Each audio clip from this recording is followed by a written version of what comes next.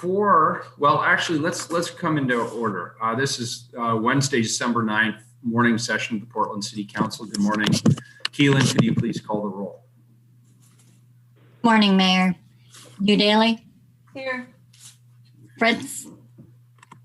I'm here. I have a terrible phone line, so I'm going to sign off and get back on again immediately. But I'm here. Ryan? Here. Hardesty? Here. Wheeler? Here. Under Portland City Code and state law, the City Council is holding this meeting electronically. All members of the council are attending remotely by video and teleconference. The city has made several avenues available for the public to listen to the audio broadcast of this meeting. The meeting is available to the public on the city's YouTube channel, eGovPDX, www.portlandoregon.gov, and channel 30. The public can also provide written testimony to council by emailing the council clerk at cctestimony at, where did I just lost it?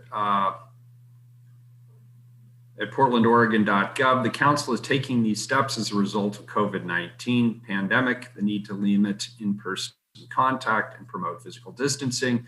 The pandemic is an emergency that threatens the public health, safety, and welfare. Thanks for your patience while we manage through this challenging time. We'll now hear from legal counsel on the rules of order and decorum. Thank you. Good morning, Mayor and Commissioners. To participate in council meetings, you may sign up in advance with the council clerk's office for communications to briefly speak about any subject. You may also sign up for public testimony on resolutions or the first readings of ordinances. The published council agenda at portlandoregon.gov/auditor contains information about how and when you may sign up for testimony while the City Council is holding electronic meetings.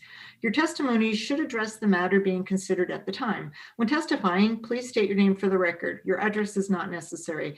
Please disclose if you are a lobbyist. If you are representing an organization, please identify it. The presiding officer determines the length of testimony. Individuals generally have 3 minutes to testify unless otherwise stated. When your time is up, the presiding officer will ask you to conclude.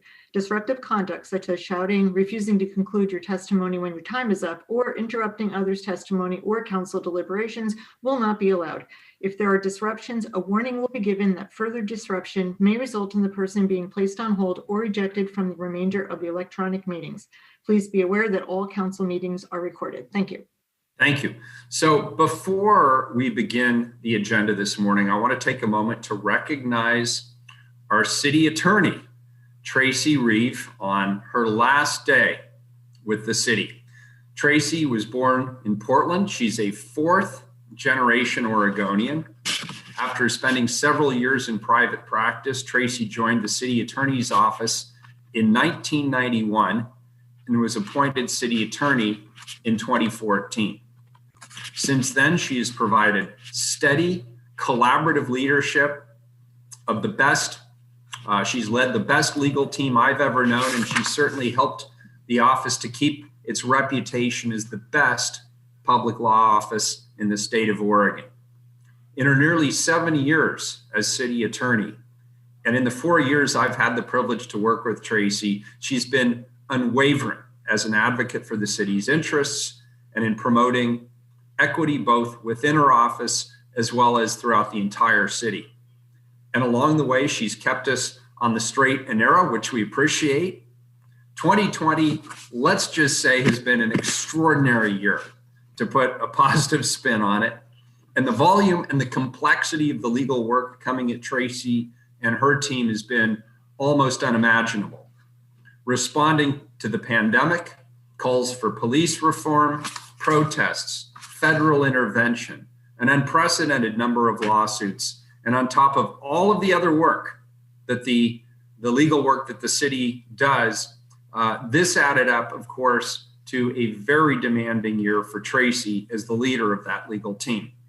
For those of you who don't know Tracy personally, she is somebody who is a diehard Portlander. She cares about and loves this city as much as anybody in the city. And she cares a lot for the people who live and work in this city. She also cares deeply about her fellow employees who work for the city of Portland. I know for a fact that she has been working on both nights and weekends. I know that because I'm often on the phone with her. And whenever else people aren't working, Tracy usually is. And she has held up a relentless schedule since March. Over these past 9 months, I've admired and appreciated and depended on her ability to provide timely, thoughtful legal advice reflective of Portland's values as well as her own. Tracy, I want to thank you so much for the service that you've provided to the City of Portland, to the City Council, to me, to all of us here. It's been our privilege to serve with you. And I wish you lots of time for yoga and the home improvement projects that I know you're eager to get to. We all wish you joy, peace, and rest in retirement. I can think of few people who deserve it as much as you do. Thank you for everything that you have done for the City of Portland. We appreciate you. Thank you, Mayor. It's been an honor and a privilege to serve the city and all of the council and the auditor, all of the elected officials. And I just could not have had a better legal career or a better client. We only have one client, and it's the City of Portland. And it's the best client anybody could have in this state.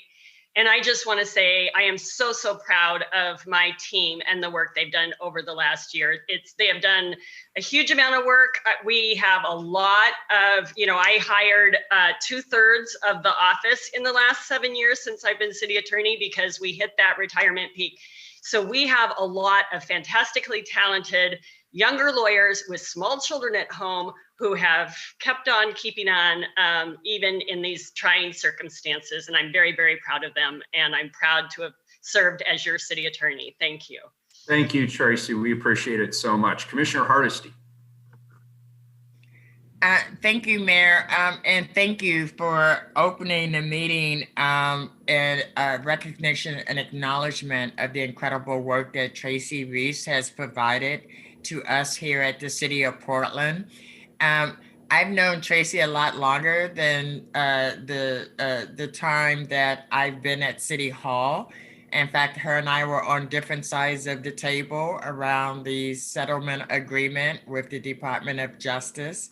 But I've always respected her legal mind, her straightforwardness, and her collaborative approach to problem solving. Tracy, I am really going to miss you personally because, as the mayor said, I have called you at very odd hours and you have never once said, "Why are you calling me now?" And you've always given very sound advice.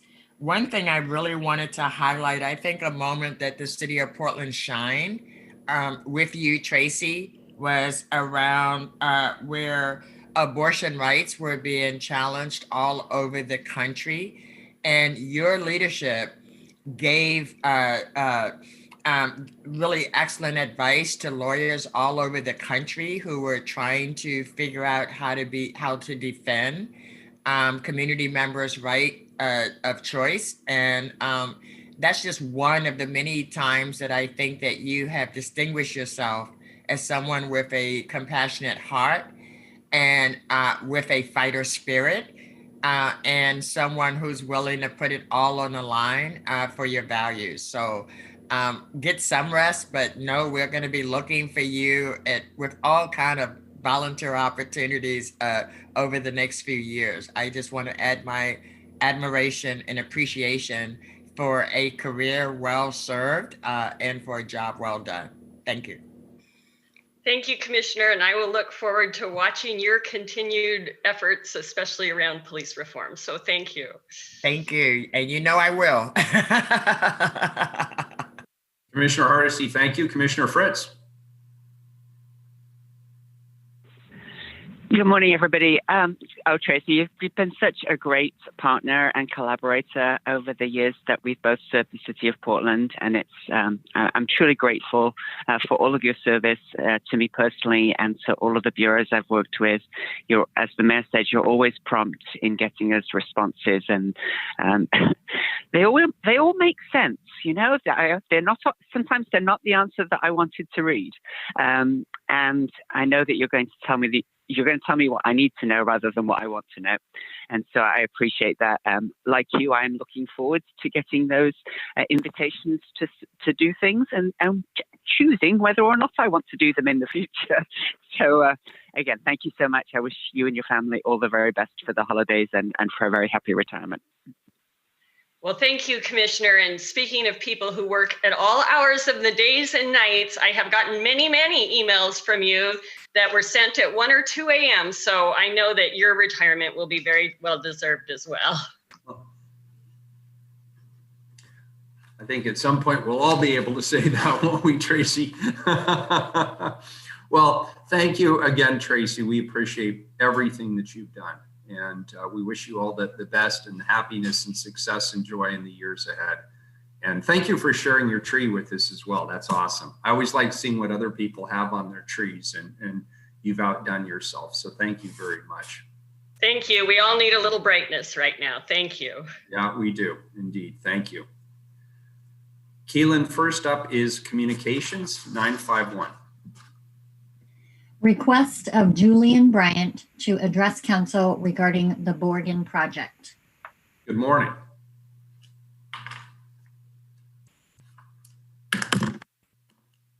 Can you guys hear me? Good morning. You sound good. How's it going? Thank you so much for letting me address you guys today. My name is Julian Bryant. I'm a resident of Portland, Oregon, born and bred. I'm representing the Borgan project today. It's a nonprofit, nonpartisan organization operating out of Seattle, Washington.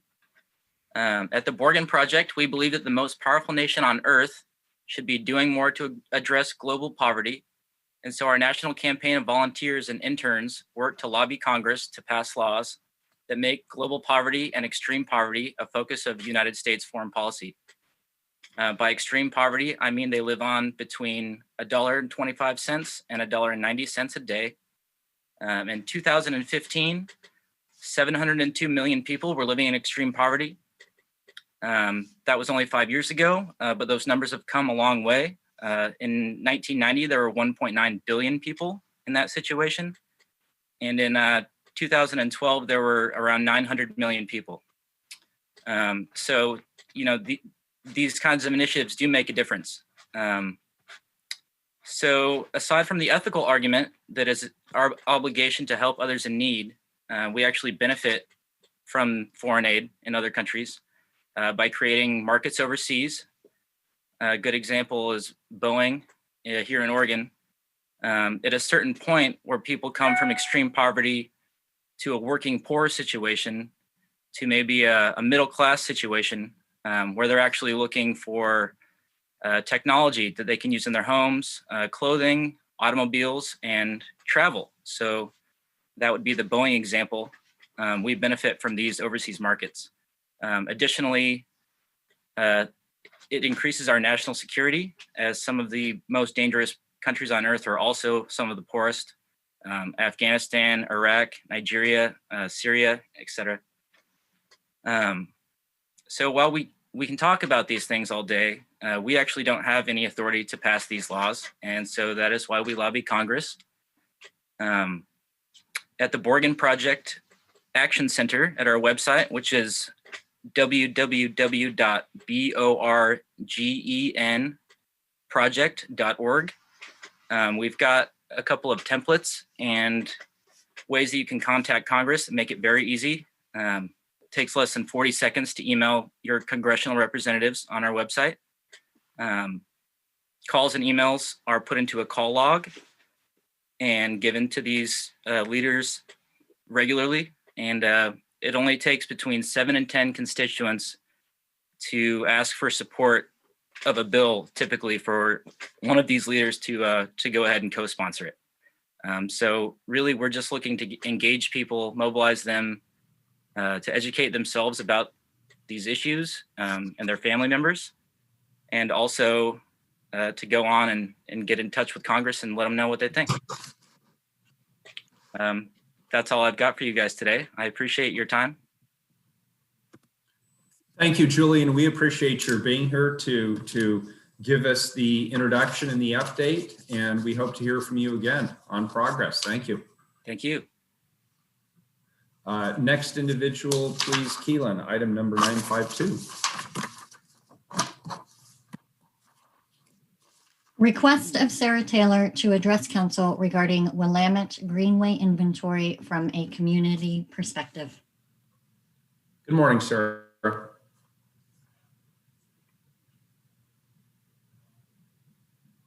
Hi, my name is Sarah Taylor. I live in Linton on the Linton Neighborhood Association Board, as well as many of the river boards. I've been a Portland Public School principal and as a licensed midwife delivered thousands of babies in Portland. But I'm here today to talk to you about the Willamette Greenway inventory, which you were supposed to approve this afternoon. So that's why I'm talking to you this morning. I believe that it will, that it's very, very important that it be done right. So I'm going to have 4 points. One is that the community outreach was only to people who have businesses on the river. As you know, most of those are multinational corporations and oil tanks. And there was no outreach to neighborhood associations or to nonprofits in the area. So I want to ask that they go back and they do the proper outreach to the people who are most impacted by the lower Willamette River.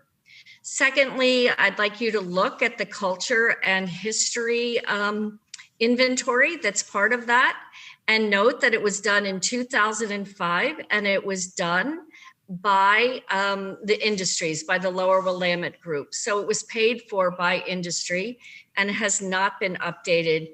It totally excludes the voices of the tribes. It doesn't tell the stories of the indigenous immigrant communities. The Giles Lake community, which was almost as big as Vanport, is excluded. So I'm asking you to ask planning to go back in and redo the history and culture part of that inventory. Third, I think it's really important that you get some morphology maps, some river morphology maps that show the original lakes, the original streams, the river banks, the depth and width of the river, because anyone who's doing planning and using this needs to know where there's infill and where it is dangerous to build. So I think that's a really important part of the inventory. I'm also asking that the Superfund, that there's another attachment that has the Superfund that has earthquakes, fish viability, air quality, as well as forest fire and tank risks. So basically I'm asking for one attachment that shows those risks. All of these exist already, so nobody has to make anything new. All you have to do is to get city departments or to get the EPA to give you that stuff and just attach it. It may seem like this isn't very important, but as you know, Roosevelt High School is one of the most diverse low-income schools in the city. And I believe that they have experienced multi-generational poverty because of their relationship with the lower Willamette River. So I am talking to you about an inventory and maps, but I am doing this because I think without an accurate inventory, we will continue to harm people in North Portland and the whole city and state. I think that's my time. Does anybody have any questions? No, Sarah, Ted here. I want to thank you for your testimony, and I'll be honest. I'm very surprised to hear about the lack of engagement. It was my understanding that tribes were definitely part of the public engagement process, but clearly there's a gap here. So I appreciate your testimony, and it's definitely something that the Bureau will look into. And I've got one of my staffers who's engaged in this, taking notes and hearing your testimony. So I just want to acknowledge that and appreciate your being here today. Well, thank you. I want to clarify that we are working with planning, and I didn't just come to you without going to them first. So just want to make sure you know that I've said this to them. And So you're getting presented with the Willamette inventory and the South Reach. Right. Now, my understanding is the South Reach was very well outreached. So, and they did engage with tribes. So the inventory of the Greenway is different than the South Reach. Okay, I see what you're saying. So you're being more specific in terms of that particular piece. Of the whole inventory, not Okay. the South Reach, I'm sure they did a great job with. Okay. So I'm just talking about the whole thing. Okay, Okay, that's helpful. thank you very, very much. Yeah, and before, wait, don't go yet. I see Commissioner Hardesty might have a Okay. question as well. Okay. I just wanted to say thank you, Sarah. And I think this afternoon we will hear much more about the extensive outreach that was conducted before before bringing this plan to the city council. So I appreciate your testimony, but I would not frame it as no outreach. There may be people who feel like their input wasn't recorded appropriately, but I do know that there was extensive outreach that took place. So I look forward to us having that conversation this afternoon. But just remember, it was outreach for the South Reach. I do understand what you're saying. Okay, I okay. just want to put on the record that I know the Bureau did extensive outreach, and we have time set aside this afternoon for that conversation. So thank you. Okay, thank you. Thank you, Commissioner. Commissioner Ryan. Oh, thanks, Mayor. Yeah, I just wanted to briefly acknowledge that Sarah joined us this morning. I'm a real big fan of hers for the founding of the Sunnyside Middle School, well, Sunnyside School in general now. And I also appreciate your comments about being a Roosevelt alum. I do appreciate your comments, and I know we'll be doing much more digging into that as we start focusing on the North Reach. So thank you. Okay, thank you very, very much. I appreciate it. All right, very Okay, good. everybody good?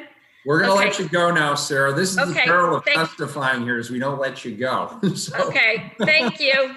thank you. Appreciate it very much. Uh-huh. Next up is the consent agenda. Keelan, has any or have any items been pulled off of the consent agenda? No, we've had no requests. Why don't we go ahead and call the roll, please? Daly, Aye. Fritz, Aye. Ryan, Aye. Hardesty, Aye. Wheeler, Aye. The consent agenda is adopted. We will go to the first time certain item, please. That is item number 953, Travel Portland. accept Travel Portland's annual report on travel and tourism activity for fiscal year 2019-20. Many people in Portland may not fully appreciate how important the travel and tourism industry is to Portland's economy. In 2019, the industry generated over $5 billion in direct spending in our metropolitan region and supported almost 37,000 jobs. Unfortunately, as we all know, the industry has been one of the hardest hit as a result of the COVID crisis and its resulting economic downturn. We've seen tourism, conventions, and major events not only slowed but stopped completely since the shutdowns began in March. I'm very much looking forward to this report and hearing what the state of the industry is and the plans for recovery of the travel and tourism and convention industry in 2021. And with that, I'm very pleased to introduce one of the hardest working teams in our city, Jeff Miller, President and CEO of Travel Portland, to present the agency's annual report on travel and tourism activity for the fiscal year 2019 and 2020. And it's my understanding that Jeff is joined by his colleagues, Megan Conway, who's the Chief Strategy Officer, as well as James Jesse, who is the Chief Sales Officer. Welcome, and thank you for your presentation today.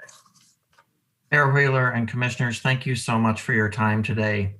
I'm used to reporting more upbeat results, but as you know, and as you've just heard, tourism and hospitality has been the hardest hit sector. I'll give my short overview, then turn it over to James and Megan, who will take you through what we are working on for the future. We laid off 40% of our staff, took a few more employees to part-time, and instituted pay adjustments for remaining staff. My goal for the future is twofold: maintain the remaining staff till recovery begins, and to focus all of our energy on creating hotel and short-term rental room nights. Our funding is from the transient lodging tax and tourism improvement district fee on hotels. Both are down 85% with no quick recovery in sight. And I'm sure you're aware of the hit to the city's portion of the lodging tax in the general fund. That said, I remain optimistic for recovery with a few signs of hope on the horizon. Dean Runyon is a travel and tourism research firm based here in Portland, and they've done the economic impact of tourism study for us and Travel Oregon for many years. These numbers are for the 3-county region, and the mayor spoke to some of these. I did choose 2011 as the base year since the TID, the Tourism Improvement District, was formed that year. You can see the massive increase in spending, earnings, but most importantly, the jobs. And that's what we're all about, is creating those incremental jobs. Hey, Jeff, I'm sorry to interrupt. Can I just make sure you don't have a PowerPoint going right now, do you? I see it on my screen. Am I the only one who can't see it? Dan, can you see it? I see it. I see it. Why don't I see it? All I see is a blue background. That's not fair.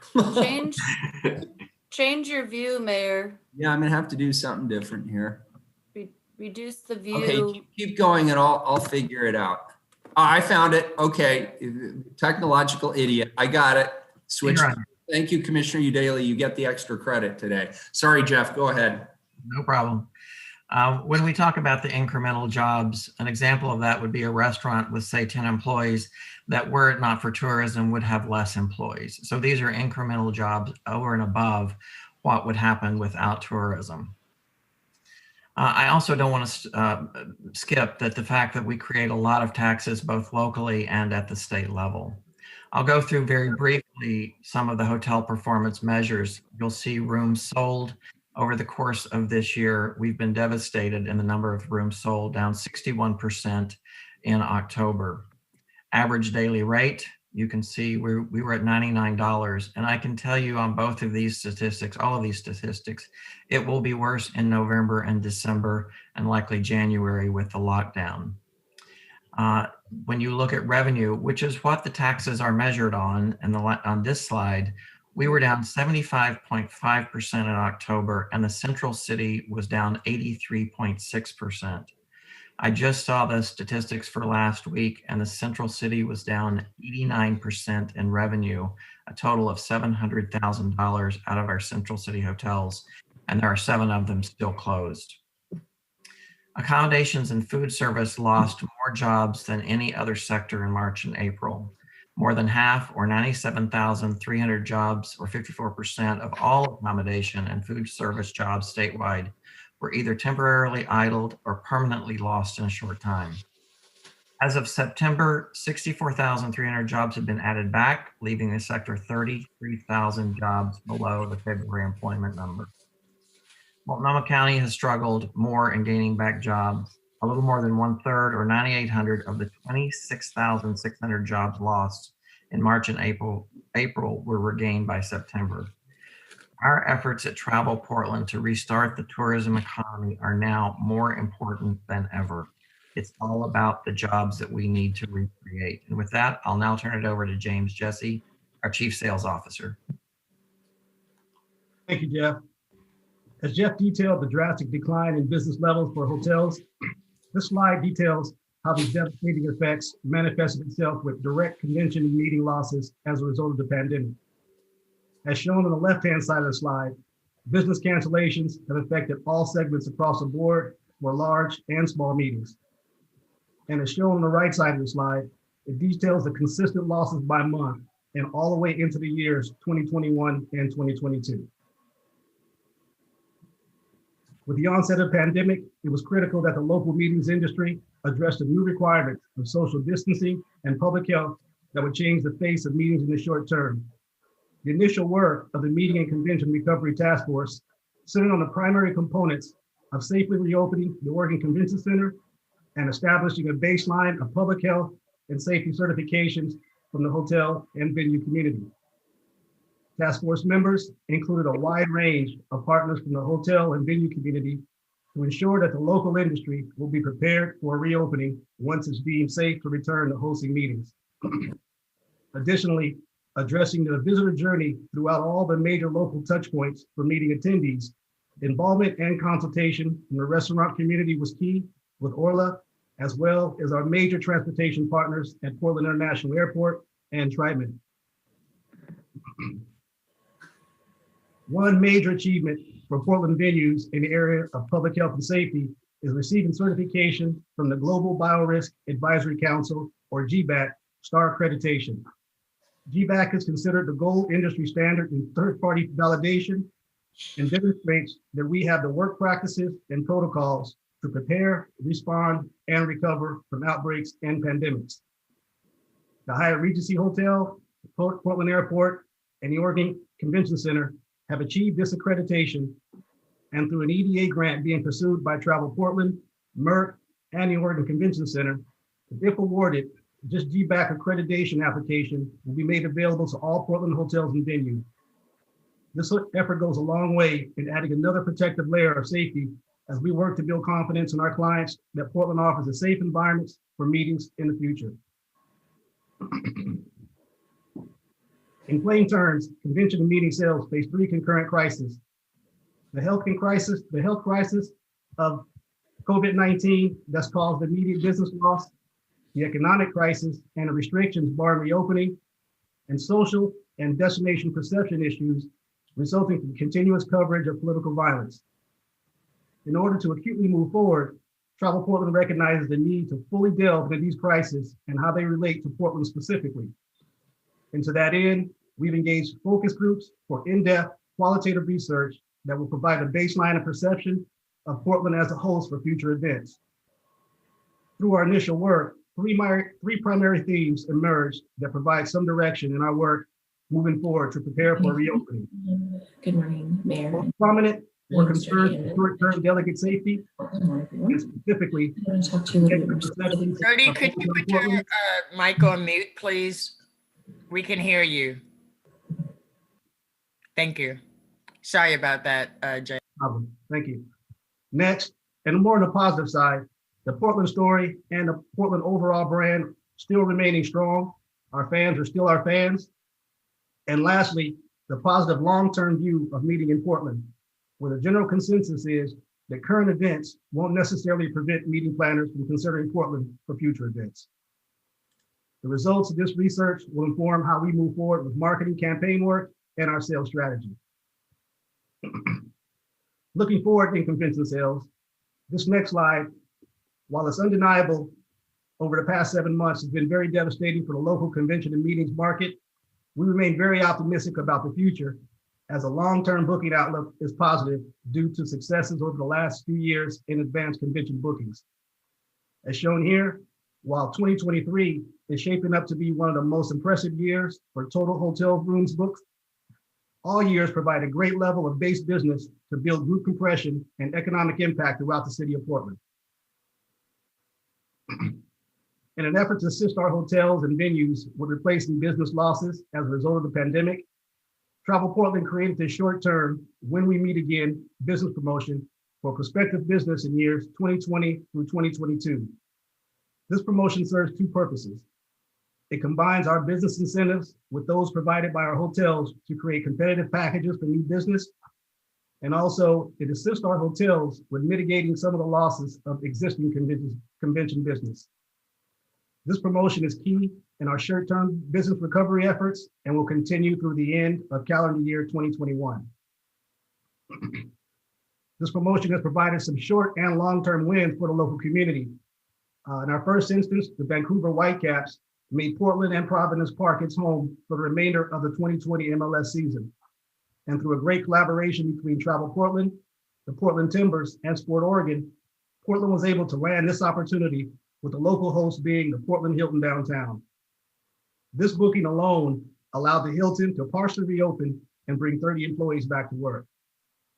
And I referenced earlier in my presentation regarding the positive outlook for future years, Travel Portland sales team has also garnered these two large convention opportunities for the future at Oregon Convention Center and our local hotels, proving that our long-term prospects and our group confidence in Portland for future years remains intact. We will continue to work in partnership with all of our local visitor industry partners on these new future opportunities. And although Portland was not chosen as a host for the 2025 Women's Final Four, Portland was on the receiving end of 2 future NCAA tournament events with the rewarding of the Women's Regional Basketball Tournament in 2024 and the Men's Basketball First Round Tournament in 2026. And ending on a very positive note, Travel Portland has also continued our steadfast work in promoting our efforts in diversity, equity, and inclusion with our annual diversity event. This event is designed to showcase Portland's diverse makers, talent, thought leaders, and entrepreneurs, and to highlight how Travel Portland is engaging and supporting local communities of color. This year's event, held virtually and through the theme, What's Going On, participants received a glimpse of what's happening in Portland now through recorded segments and live conversations with local Black artists, business leaders, and community leaders. Here's a sampling of the community leaders that offered their perspective on the future of Portland and the local impacts of communities of color. And also through interactive sessions, participants were able to get up close and personal with Bertoni Foston and Chauncey King to hear stories of success as local business, diverse owners and entrepreneurs. And I wish I had an additional 30 minutes in this presentation to show you the awesome performance by local saxophone artist Michael Phillips. Filmed at the Jupiter Hotel Virtual Studio, our guests were treated to a world-class virtual concert featuring Michael and various Portland musicians from the conference of their couches and office desks. Travel Portland will continue leading our stewardship efforts of showcasing our various talents, as well as making the opportunities within tourism available to all. This concludes my presentation on the convention sales efforts. I welcome any questions or comments during the Q&A, and now I'll turn it over to Megan Conway, our Chief Strategy Officer. Thank you. Thank you, James. When faced with the realities of the pandemic, we quickly shifted our messaging from out of market to local, and we saw early the critical need to support our Portland economy. Our research shows that culinary offerings are a proven driver of overnight visits. Early in the pandemic, we prioritized support for Portland's restaurants, food carts, and markets through PDX to go. And we built on that success with reopening PDX to highlight attractions, museums, and shops. With the current pause, we're putting additional dollars behind PDX to go, and we'll again support reopening efforts when appropriate. In a huge win for the city, we secured Top Chef to film its 18th season in Portland. This showcase of our destination communicates Portland's position as a mainstay on the national culinary scene. The show utilized more than 7,000 room nights in the city, hired more than 40 local crew, and the season will air in the spring of 2021, giving Portland an edge when many destinations will return to tourism marketing. This project would not have been possible without the support of the Portland and Oregon film offices, Travel Oregon, our regional tourism partners, and the city of Portland. Also, in October, we launched a food cart finder.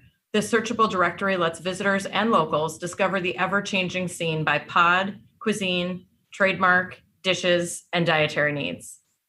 Additionally, food carts reflect the Portland experience we want to celebrate, nurture, and protect. They're the embodiment of Portland's creative collaborative DNA.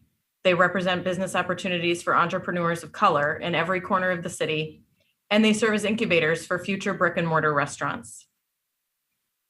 While our local focus has been a benefit to our partners and to the Portland economy, we have not taken our eye off of the tourism promotion work we are best known for. We have long used data to inform our marketing strategies, and this year is no different. In the face of COVID, many of us speak in terms of gating events. We have applied a tourism lens to these standards in order to layer in consumer sentiment and travel readiness into the equation. Ultimately, there is a lot that's up to the consumer. If people don't feel safe traveling, eating out in restaurants, or shopping in stores, they won't. Reopening is not synonymous with recovery. Regarding Portland-specific data, I'll touch on the results of our National Perception Audit Survey, and I also will share details on our consumer marketing work for both the short and the long term. We fielded this survey to 1,250 Americans on October 1st. Respondents are from the general population, so they may or may not have been to Portland before and may or may not be frequent travelers. We field this survey quarterly, but you will not see results from Q2 or Q3 of 2020 when we paused this work. Here, you will see, not surprisingly, that the percentage of respondents who had seen Portland in the news skyrocketed from previous surveys. Building on the fact that more people have seen Portland in the news, the The survey clearly reports that most Portland coverage in recent months has been perceived as negative. Next, we wanted to understand what effect this coverage had on the likelihood of people to visit Portland. Clearly, more likely to visit took a bit of a hit. However, the most important data point, it's not on this slide. If you add those who are more likely and less likely, you get about 50%, which means half of those surveyed were not influenced by the coverage. Here we see a bit of a decline in those who said Portland is appealing, but the Q4 number is down less than you might think when you compare it to early 2019. We then asked how much people agree with the statement, Portland is a safe destination. Again, we saw a decline, but not as great as you might think. Again, here we see a drop, but also not too far below the Q2 2019 number. And lastly, to share the most uplifting finding, we asked respondents who had visited Portland previously if they were likely to visit again. The response wasn't surprising to us because we know that when people visit Portland, they just get it. And most importantly, they want to come back again to be part of what they fell for the first time around. Our role is to build consumer interest in Portland as an overnight travel destination. In the current climate, one of our most critical jobs is to be ready to drive demand when the regional, national, and international marketplaces reopen. Promoting travel and securing overnight stays that rebuild a steady level of lodging tax collections is critical to Portland's recovery as the economic engine for our region and our state. One way we'll do this is through our consumer marketing. On the left, you'll see plans for regional drive markets this winter. We'll raise awareness through public relations, which has been extremely successful in the past, as well as paid social efforts. We'll partner with online travel agencies that can inspire, book, and report overnight stays, and we'll promote our COVID safety pledge to help inspire consumer confidence. Come spring, if gating events are cleared, and with Top Chef setting a nice groundwork for us in what will be a very competitive landscape, we drive overnight visitation through a West Coast campaign. And if the market isn't ready, all of this can be modified to meet the current conditions. As we know, our small businesses need help. Focusing on the tax-free shopping that has long been a lure for visitors, we've collaborated with Prosper Portland, the Portland Business Alliance, Bricks Need Mortar, and others to encourage locals and our visitor audiences to buy Portland products. Mayor Wheeler and Commissioner Hardesty, you were both on a call recently where these initiatives and partnerships were highlighted, and Travel Portland is proud to be part of the push to spend local. Recognizing that every Portland neighborhood has its personality, each of which is critical to the spirit of this city, we shine a light on small businesses from every quadrant. We also remain engaged as a founding partner of My People's Market, which is currently part of the Built Oregon online marketplace. Each year, Travel Portland has advanced our commitments to diversity, equity, and inclusion. One priority has been showcasing the stories of our diverse communities by elevating the voices of people within these communities to tell their own stories as contributors to our magazine and our web content, our photography collections, and as Portland spokespeople in our media pitching and hosting efforts. While we're proud of our commitments, we know there's more work to be done, and we're here to build on our efforts while also supporting the need to create equal opportunity in the larger tourism industry. We take seriously and with great pride our role as promoter and steward of this amazing city we are so fortunate to call home. Our role in destination marketing has expanded over the years to incorporate destination management, and we continue to lend our voice and human capacity to initiatives that ensure our city will be ready for visitors when a true reopening is viable. This includes upholding our founding member commitments to Portland Means Progress to ensure equal opportunity for all Portlanders, the ongoing work of our Community Action Committee, support for community organizations through volunteer hours and sponsorship, the amplification of recovery funding and support opportunities for hospitality businesses, and serving as the hospitality sector representative on policy task forces that are dedicated to local, regional, and statewide recovery efforts. The challenges that lie ahead for our city are real.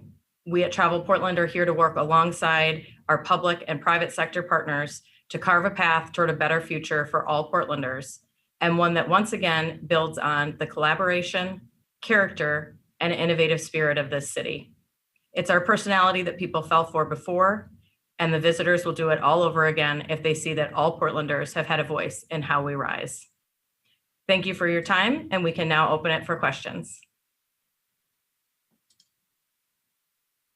Excellent. Thank you very much. That was a great report, very thorough. Some good news, some bad news, and a little bit of ugly mixed in as well. But I really appreciate the responsiveness that you have to the COVID crisis. There's a lot of innovation and creativity going on here. So thank you. Commissioner Hardesty, I see you have your hand raised. Sorry, Mayor, it's left over from last time. Oh, no worries. Anybody else have any questions? Dan, are you reaching for your unmute? I think you are. Commissioner Daly, I got caught trying to do that. I just want to thank all of you, Jeff Miller and your team, for this report. It was very enlightening. Also, I realized that you had some rear view mirror and then you had exactly what's happening right now. And so I thought you did a good balance with that. I'm interested a little bit more in when you say that the survey said people felt unsafe. Can you talk further about what they feel unsafe? Where did that come from? Was there any insights besides the data? Any qualitative comments? There weren't specific qualitative comments. The news coverage obviously was overblown in some instances. And so what people saw not only around the country, but around the world were very small sections of the city. So I think that it's perceptions of the way the media showed Portland as opposed to all of Portland. That's my guess. And then when you say our revenue streams are down 85%, how does that compare to similar markets, say Milwaukee, Wisconsin, or just some others around the country? It's similar. We are, for an urban area, we are a little worse than some. What is happening is that the hospitality business is doing better in the more rural parts of the state, even in Oregon. And the more urban parts, people are a little more concerned about COVID. But we did see just yesterday some survey work that said people are interested in coming back to urban destinations now that there is hope of a vaccine. So we know when we rise, we will rise quickly. Okay. And I just want to comment on how creative and adaptive your team has been with the sales promotions, the local market support. I really appreciate that, especially at this time of year. And anyway, thank you for adapting to the times. I appreciate it. Thanks. Thank you. Commissioner Udaley. Hi, Jeff and Megan. Nice to see you. I just want to say that it's been a pleasure to work with you. James, sorry. And thank you for the report. As a former small business owner, it has been really devastating to watch what's happening to our small business community. And I've fought really hard for them throughout this crisis. I'm still deeply concerned what the landscape is going to look like coming out. I did want to comment on the portion of the report pertaining to people outside of Portland's impressions of Portland, and just say that there are conditions in the city that make it hard for people to live and survive here. They're not taking vacations. They're just trying to exist. And so I would just ask for your continued support and partnership in helping us solve the problems that really impact our community members first and foremost, but then have the secondary impact of potentially negatively impacting tourism. Because we know that tourism is definitely a boon for the city, but there's ways in which it can exacerbate some of the issues that we're facing, especially around housing. So I know that you recognize that, and I just think it's vitally important that we all continue to put our heads together and come up with creative solutions for how to make the city better for its residents first and foremost, but also for our tourism industry. So thank you. Thank you. Thank you, Commissioner Hardesty. Thank you, Mayor. I decided that I did want to make a comment. First, thank you very much for the report. It's always very informative. But I'm curious, I know that there are a couple of, you pointed to a couple of large conventions in 2023, 2024. I'm just wondering, as a industry, um, tourism is one of the ones that we believe will be the very last to come back. I think between large hotel stays and like large music events, those are, I don't anticipate them coming back anytime soon. And I'm wondering just what internal changes are being made at conventions that will accommodate these safety measures that I suspect will be with us for quite some time. Right? Okay. I don't see 1,000 people in a room having a dinner anytime soon, as an example. Yes, and thank you, Commissioner. What we've done was first a pivot to small meetings. And this is a pivot that we've done here from a local industry standpoint to pivot to those meetings that could conform with the gathering size restrictions as we move through the governor's phases. Yes, there is restrictions on larger meetings right now, and we don't see a large return up for those, possibly till sometime shortly after the vaccine. But we have seen some very promising instances here recently where we're seeing our groups, such as the two that we booked for future years, come out and start moving forward now, because that confidence has picked up that there will be an option for a vaccine probably within the coming year. So we do know that the short-term outlook is pretty difficult for us, and it's going to be filled with short-term meetings. We've also made a pivot recently of going back to more regional meetings, so it's not a lot of folks moving from outside the community so much. So yeah, we've made those changes here locally to conform to what the gathering sizes are. And what we've done is put together a strategy that as we move through the phases and we'll be able to accommodate larger meetings, that we'll be prepared to do so once we're deemed safe. Thank you. And one last item. And I would love to have a copy of this report, so I hope you will share it with us after this presentation is over. But my one last question is really around, we have not seen the second wave of COVID yet. We are anticipating January, February is when we're going to be at the height of we keep thinking we can't go any higher as far as COVID-19 numbers, but we really will go a lot higher. And the only reason I think today that we don't have a better number is because, quite frankly, so few people have been tested. And so I hope that the public health directives are being incorporated into your thinking, both short-term and long-term, because we're not even close to being done with COVID yet. So as much as I like optimistic reports, I also like realistic reports that balance where we want to go with what our reality is. So I appreciate all the info today and look forward to what's next. Thank you. We are staying very close to Dr. Vines at Multnomah County, and we're paying very much attention to that. So thank you, Commissioner Hardesty. Thank you, Jeff. Appreciate that. Commissioner Daly. Thank you, Mayor. This line of thinking generated another question for me. At PBOT, we've tried to support our local businesses by creatively repurposing the public right-of-way, as well as create safer space for Portlanders to get outside and exercise and play. I'm certainly interested if you have ideas, given that we don't know when this is going to end, and we anticipate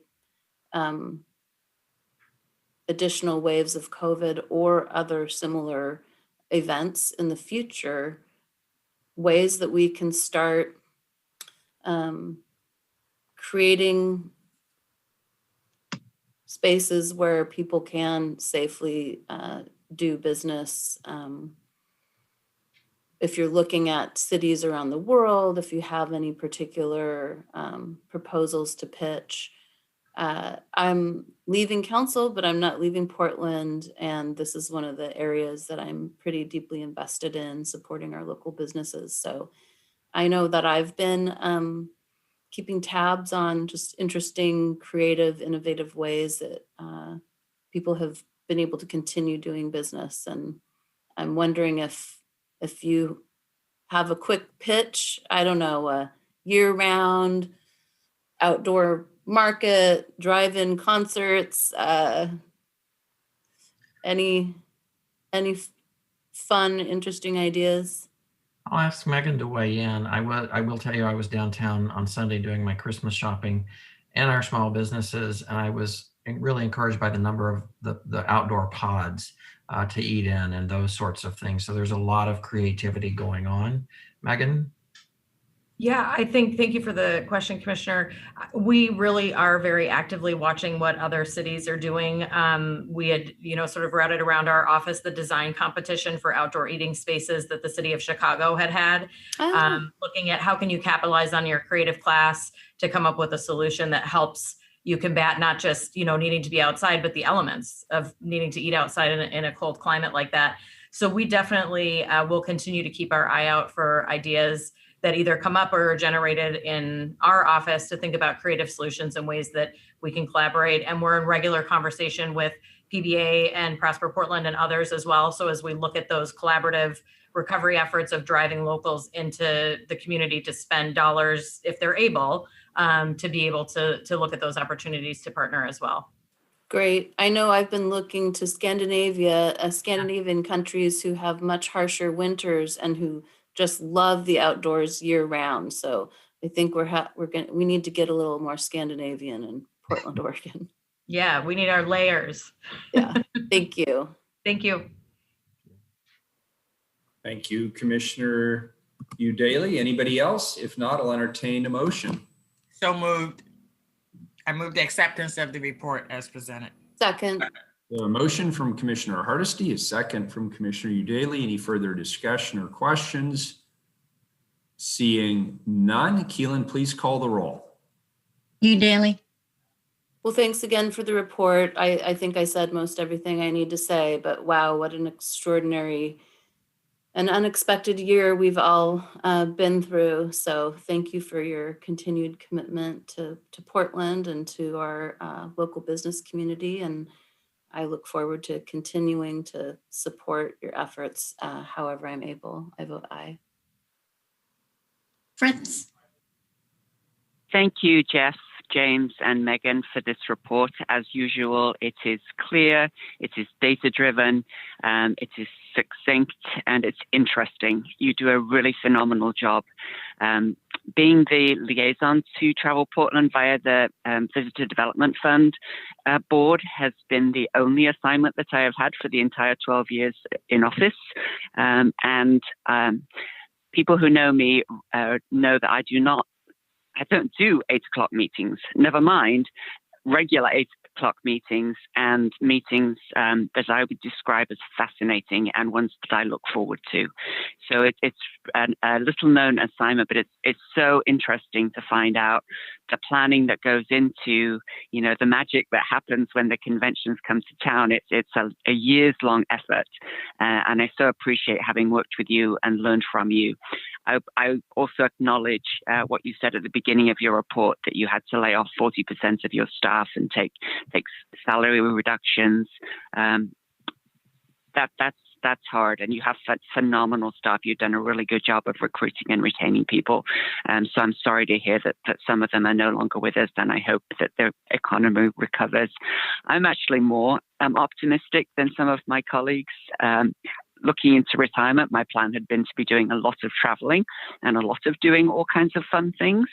I haven't had get permission from my children for when I'm allowed to go gallivanting, but as soon as I get the vaccine, I'm going to be watching out for when can I start doing the traveling that I had planned to do.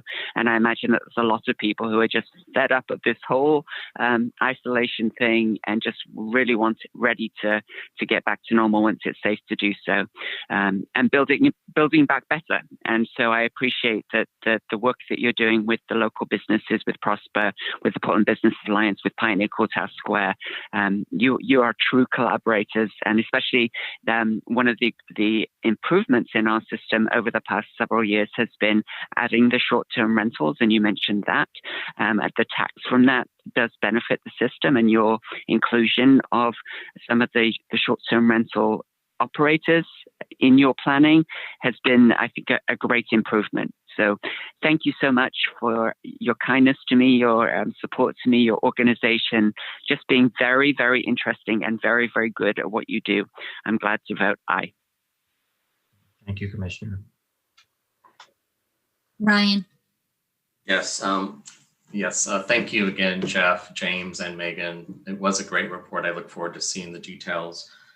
I also want to just make a comment that COVID has been challenging on every level, not to mention the mental health challenge that I think everyone is basically experiencing, if they're being honest. But there's no part of our economy that has been hit as hard as the hospitality industry. I think you did a really good job of giving us hope. But I also want to take a moment, like Commissioner Fritz mentioned, the sacrifices that your organization has taken and all of your partners. I also really appreciate that you brought up music industry. I don't think that's getting enough attention. It was great to see my dear friend Mike Phillips on your slideshow. And we just really have to be there for all of you as we do build back. One could say that the revenue streams that we receive from this part of our economy, from our industry, is paramount in fueling the revenues that we need for many of the social services, progressive causes that the city cares about. So there's a direct relationship between these revenue streams, and we have to do all we can to be there for you as we get out of after we get out of this. And there is hope in the spring and summer that can begin. Anyway, I really appreciate you mentioning Portland's DNA. It is about our hospitality.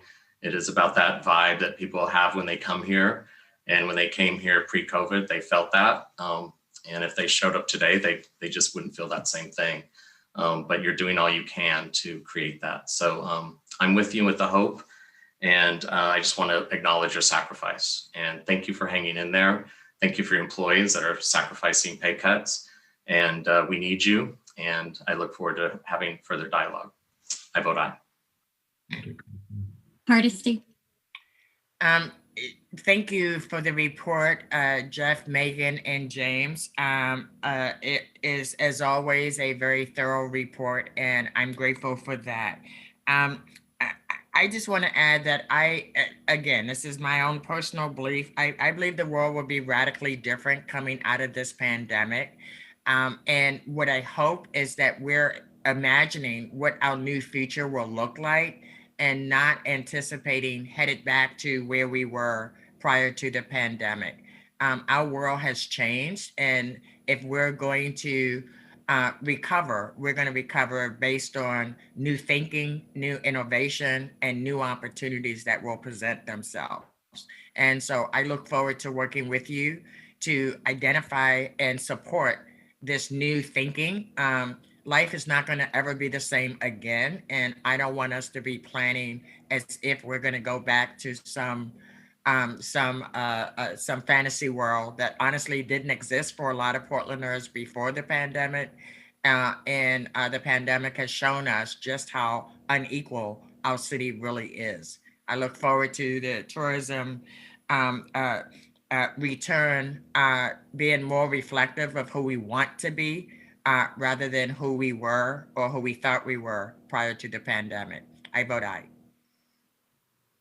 Wheeler. Well, there's no question that all of these important issues that my colleagues have raised are tied together. And the challenge that Commissioner Hardesty just put on the table, I think, is exactly the right one, which is let's look for the silver linings. Let's look for the innovations. There's a couple of things that I think have changed permanently. Number one, people do like eating outside. Maybe not on the coldest nights, but there's no question in my mind that last summer, the outdoor dining, the opportunity for people to gather in places that previously were neighborhood streets, some of the work that Commissioner Daly and Peabot had done around the festival streets, those were very successful. And even when the pandemic, they were driven by need during the pandemic, but I actually believe some of those ideas have stuck now, and people are looking forward to it and hope that next summer we have some of the same opportunities. There's going to be parts of our economy that will be fundamentally different, particularly the large scale gatherings, whether it's sports, whether it's entertainment, music, arts and cultural programming. Those industries are trying to reinvent themselves as we speak. And the city council stands in alignment with them and will continue to work with them to innovate and be creative.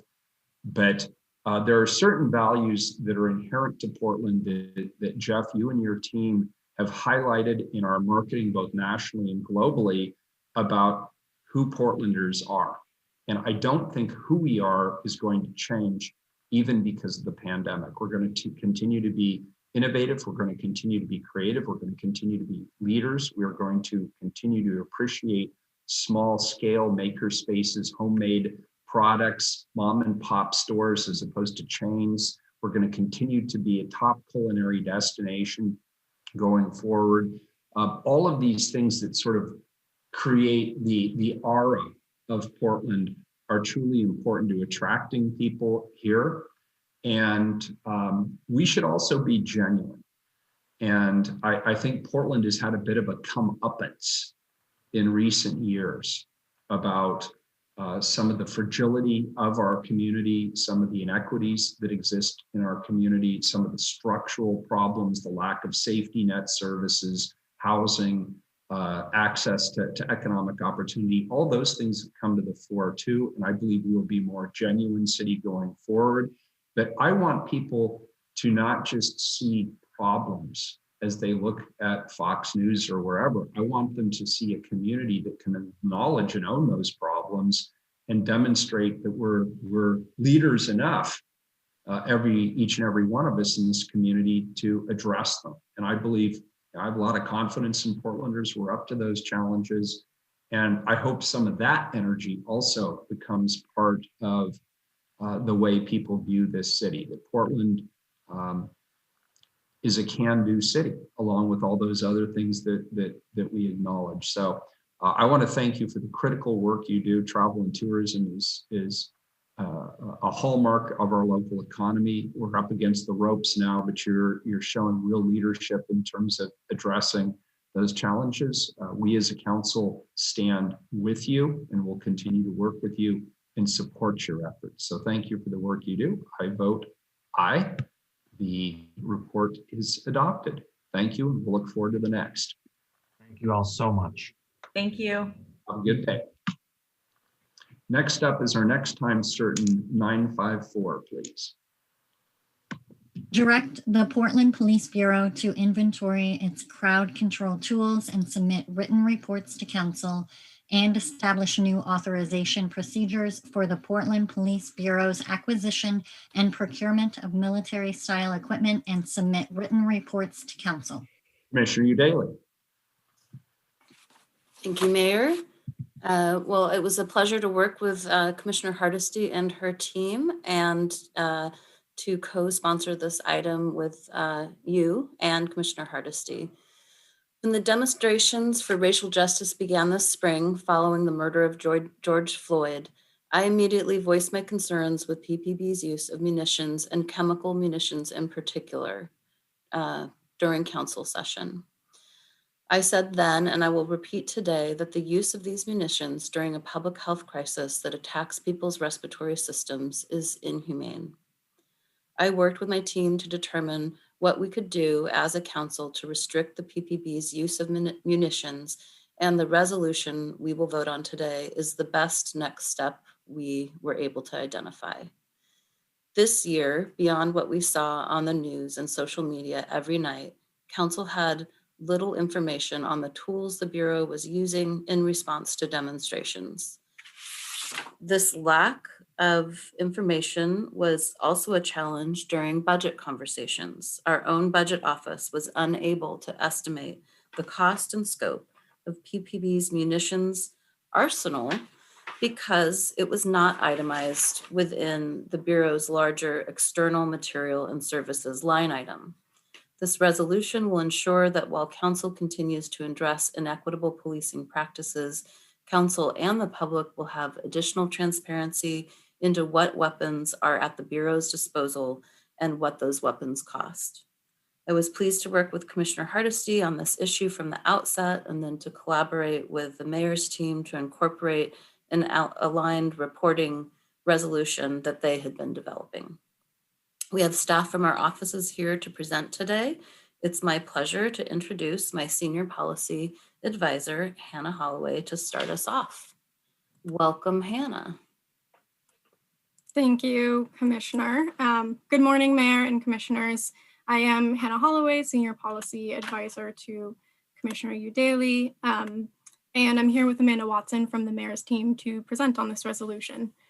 In sum, the resolution before you requires that PPB regularly report to Council on the contents of its crowd control munitions arsenal and sets different approval and reporting requirements for the Bureau's acquisition of military-style equipment.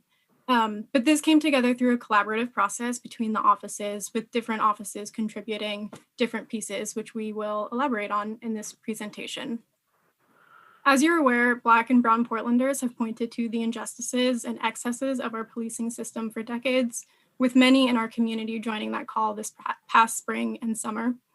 That movement itself called attention to another concerning aspect of policing, which is how they respond to democratic demonstrations and whether that response and the tools they're using are the best way to de-escalate confrontations. Since June, Portlanders have had questions about tear gas, rubber bullets, pepper spray, and more, about their ingredients, health impacts, expiration dates, questions that city staff were not able to readily answer. As Commissioner Udaley mentioned, she was concerned about PPB's use of munitions, particularly chemical munitions during a public health crisis that affects respiratory systems. In addition to that, you'll remember that there were anecdotal and very concerning reports about oddities in regular protesters' hormone levels, reproductive systems, and more. And so it became clear that Council and the city, Portlanders, really needed, at the very least, more information about these crowd control munitions. So we began working with city attorneys, and shortly thereafter with Commissioner Hardesty's office and Derek Bradley to address these issues through council action.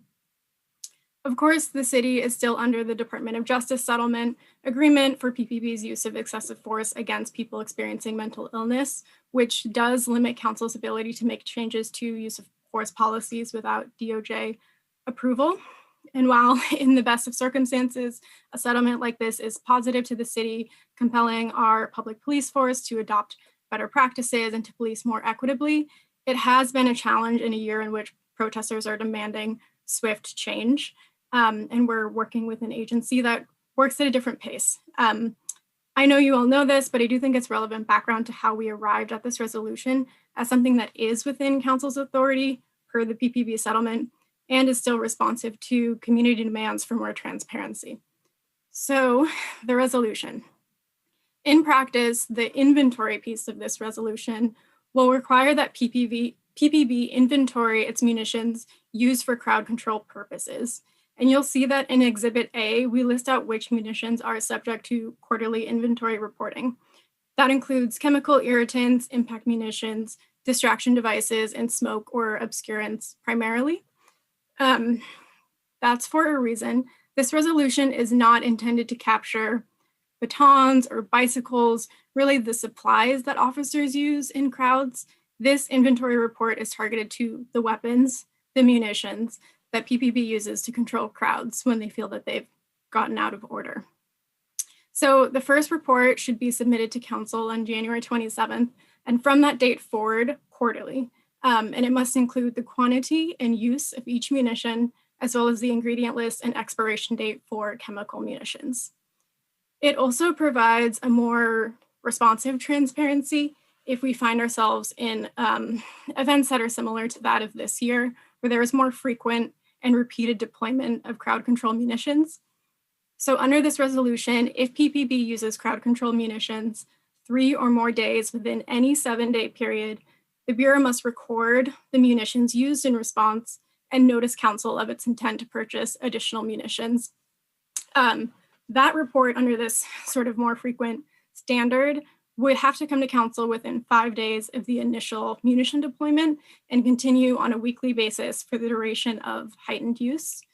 And that timely info to the city and to the public, if there's a situation in which the size of the arsenal and the contents of this arsenal might be changing rapidly, and members of the public, city staff, the council will want to know about fluctuations that are happening in a short time period. So that is really the totality of the crowd control inventory report aspect of this resolution. But we were happy to work with the mayor's office to combine certain synergistic efforts around the crowd control piece and military weapons that the mayor's office had been working on. And I want to let Amanda Watson, who's here, describe those provisions and what they mean within the context of this resolution. So I will kick it over to Amanda. Thank you, Hannah. Good morning, Mayor and Commissioners. My name is Amanda Watson. I'm a Senior Policy Advisor for Mayor Wheeler. As Hannah mentioned, over the summer and fall, our office had been working with the Police Bureau on a policy related to acquisition of military-style equipment that's part of the Mayor's 19-point plan for public safety reform. And again, as mentioned, because of the similar goals and timing, we really welcome the opportunity to incorporate that work into the resolution that Commissioner Daly was bringing forward in cooperation with Commissioner Hardesty.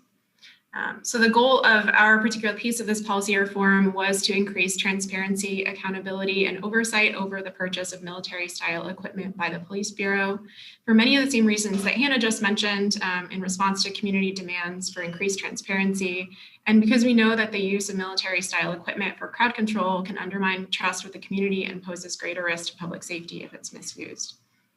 So this portion of the resolution is a policy reform that requires the Bureau to receive prior authorization from City Council to purchase military-style equipment through a report to the Council on a quarterly basis. The starting point for our policy was Executive Order 13688 that was issued by President Barack Obama in January 2015. This executive order aimed to standardize the procedures for transfer of military and military-style equipment from the federal government to local law enforcement agencies.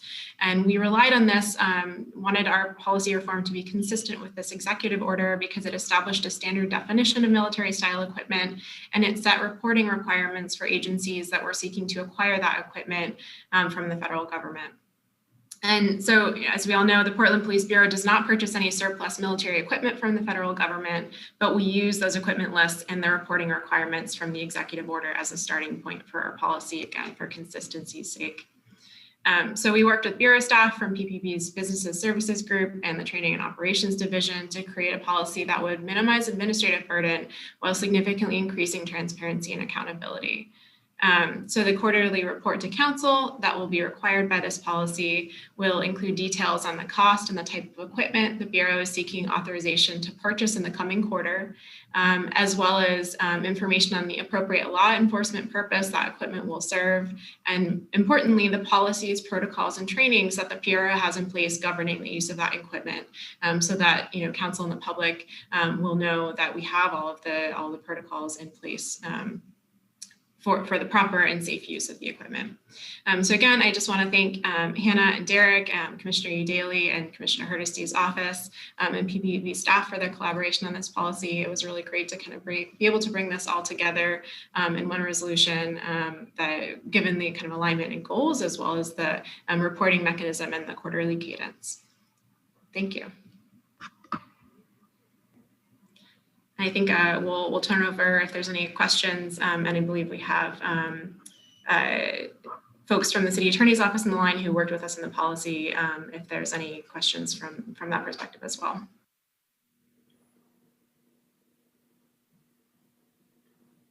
Great, colleagues, any questions for any of our presenters or any legal questions that our crack legal team could answer? Mayor, I actually do have a question, and I think maybe the lawyers could answer this question. Our resolution is focused on purchase.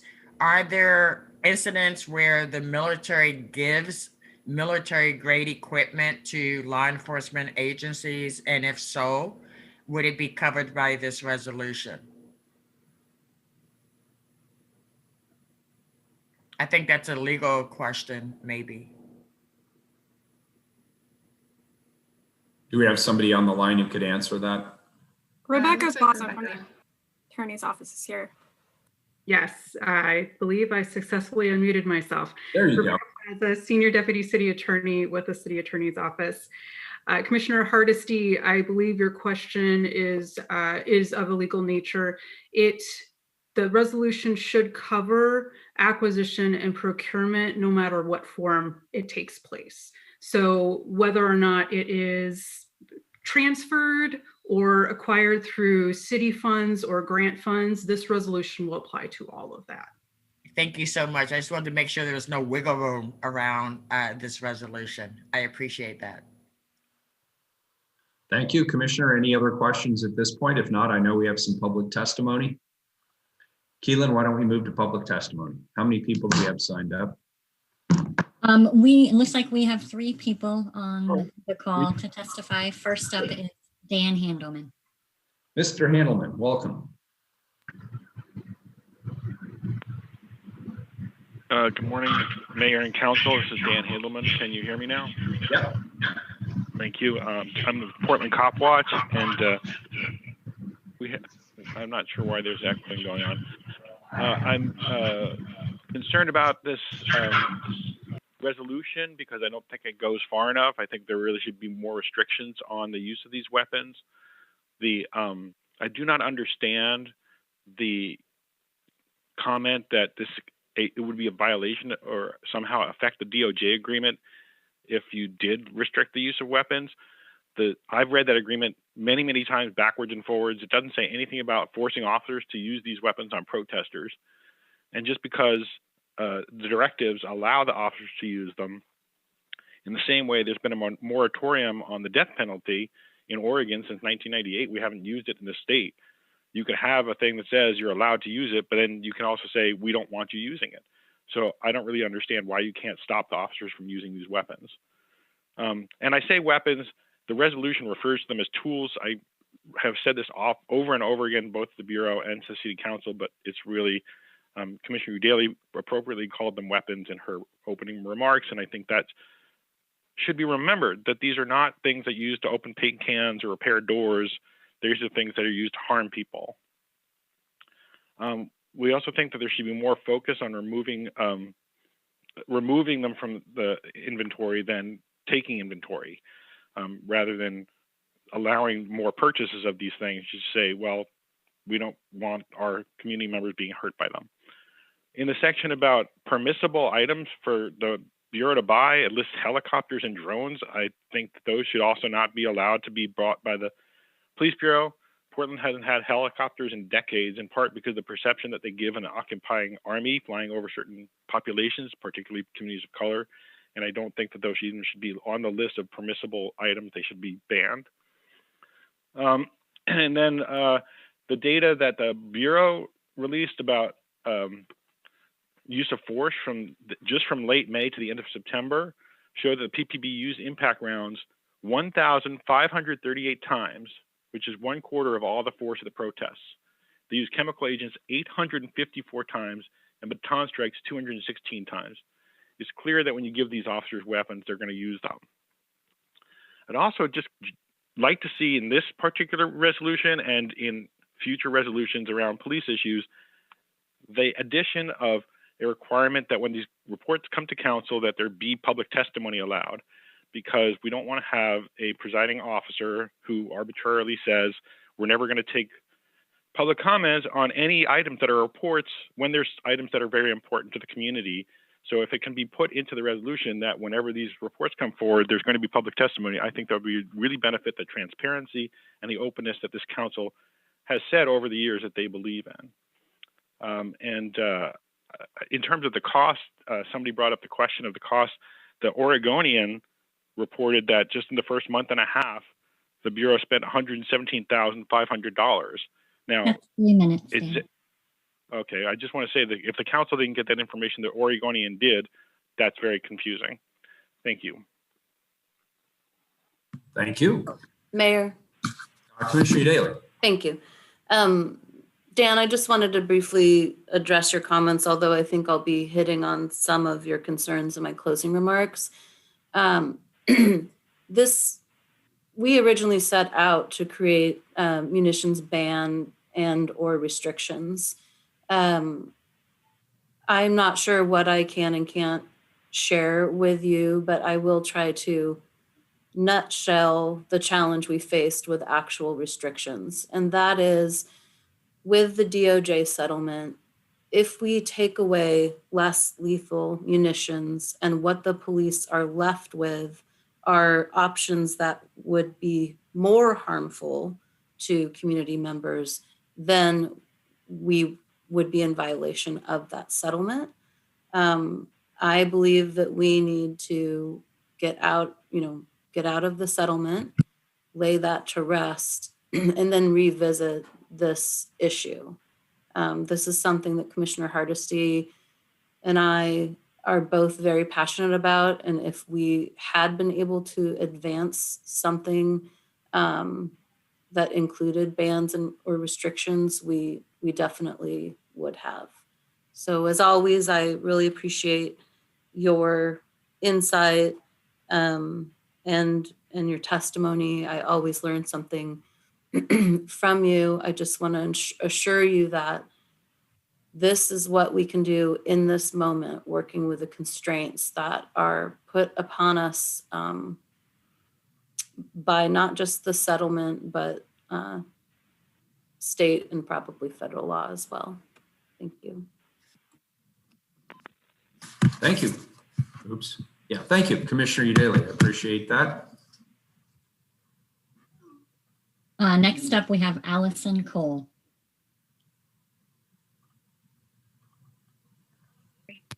Can you hear me? Am I unmuted? Yeah, you sound good, Allison. Okay, great. Thank you. Yeah, my name is Allison Cole. I'm the administrator for a group of community organizations looking to demilitarize the Portland Police. I've emailed all of your offices. Some of you haven't gotten back to me yet. It's been 2 months on some of your offices, to be honest. I know that with the COVID crisis, everyone is really busy, but I would love for you to search for my emails in your staff inboxes. I understand that this is an inventory and reporting tool exclusively and not a munitions ban, but I would really like to urge each of you, especially those of you carrying on into the next session, to really take on a comprehensive munitions ban. And I appreciate Hannah clarifying, and also Commissioner Udaley clarifying a little bit the difficulties with the DOJ settlement between the city and the police. I think that the public really does deserve a very clear explanation of the limitations of that in this moment, because it's not well understood by the general public and people looking for police reform. And so if there's any way that you can make some sort of information session about it available to the public, that would be really helpful to set some expectations. I also do not believe that there's actually any legal precedent for police needing to take more dangerous firearms to protests if their less lethal munitions are taken away. That's a threat made by police, and it's a policy perspective, but I do not believe it holds any grounds legal-wise. So I'm not actually sure why that police given by law enforcement agencies carries so much weight. I feel really confused by it. And so it would be wonderful to get some clarification on why they're allowed to take that stance. But what I really want to discuss with you very quickly, or at least encourage your policy advisors for all of your staff to do, is to really look into the empirical studies of police militarization. There's an enormous amount of research being conducted all across the country on the effects of material and cultural militarization on law enforcement agencies. I've collected a huge amount of it, and I would be more than happy to share it with you. Commissioner Ryan, I've shared it with a few of your staff members, and Commissioner Hardesty, I've shared it with Derek Bradley in your office as well. One of the main takeaways from this huge body of research is that militarization in all forms increases civilian deaths in police community interactions. So people in your community are more likely to die if your police and sheriff's offices have more military equipment and also military training. So that goes for transfers from the 1033 program, Department of Homeland Security grants to purchase equipment, private purchases from weapons dealers, and also if you have a SWAT team, like in Portland, we have CERT, with the county, we have the RRT. just having that team increases the likelihood of deaths to go up. And the more often those teams are deployed, the more deaths you see. And this is all basic statistical regression modeling. It's not presumptive, it's real data. I want to bring up one more concern, and then I'll cede my time. I'm worried that there was a comment made by someone in this meeting that the Portland Police Bureau does not receive equipment from the 1033 program or is not engaged in federal military equipment transfers. The Marshall Project reported that the Portland Police Bureau has 44 assault and sniper rifles that came to them through the 1033 program. All 1033 program data is posted for free online on GitHub. The Washington Post did a huge Freedom of Information Act, and they posted all of it for free on the web. That information is easily available. So I am concerned to hear that you believe that the Portland Police Bureau does not engage and interact with that program, because they do. That is all for me today. I would really love to speak with all of your offices more. I represent a large coalition of groups, and there's many members in this group that would really love to have your ears. Thank you. Thank you, Allison. Next up, we have Andrew Riley. Welcome. Hi, good morning, Mayor Wheeler and Portland City Council. Can you hear me okay? Yep, you sound good. Great. For the record, my name is Andrew Riley. My pronouns are they and them, and I'm here today on behalf of Unite Oregon to urge you to pass Resolution 954. I also echo the feedback that Portland Cop Watch and Allison Cole have just provided about ways to strengthen the resolution. For 6 months and counting, Portland police have engaged in horrific violence against the many thousands of people who have risen up in support of Black lives and many others who simply happened to be in what the police bureau deemed to be the wrong place and time. They've used an incredible array of weaponry to do so: chemical weapons, rubber, wooden, and chemical bullets, flashbang grenades, and the sonic weapon known as the LRAD, just to name a few. And while we've seen image after image of police deploying these weapons indiscriminately on our streets, we really have no idea the full extent of their use of such weapons nor the size of their stockpiles. I want to do something I don't often do in this testimony and speak personally for a moment. I have been permanently physically altered by the Portland police and their use of crowd control weapons this year. I suffer from daily chronic lower back pain after being shot in the spine with a baton round in July. I'm still unsteady on my feet after receiving a second-degree burn and severe bruising on my right foot from a flashbang grenade detonated next to me in August. My lungs have suffered from repeated tear gas exposure. Truthfully, I lost count after the first dozen gassings, and because I live near the East Precinct, some of that has come from simply walking around my neighborhood after police bathed our streets in chemical weapons. But worse still are the lingering questions I ask myself every day. What is this doing to my body in the long term? Am I at a higher risk for cancer or other illness as a result of exposure to these weapons? What are the police putting into our bodies, our waterways, and our ecosystem? Until today, it was very hard to know the answers to those questions with any certainty because the Police Bureau has not been forthcoming with that information. Activists have done incredible community-based research work to index all of the munitions that they've seen used and even test the soil and water in affected areas. But the onus should not be on the public to figure this out.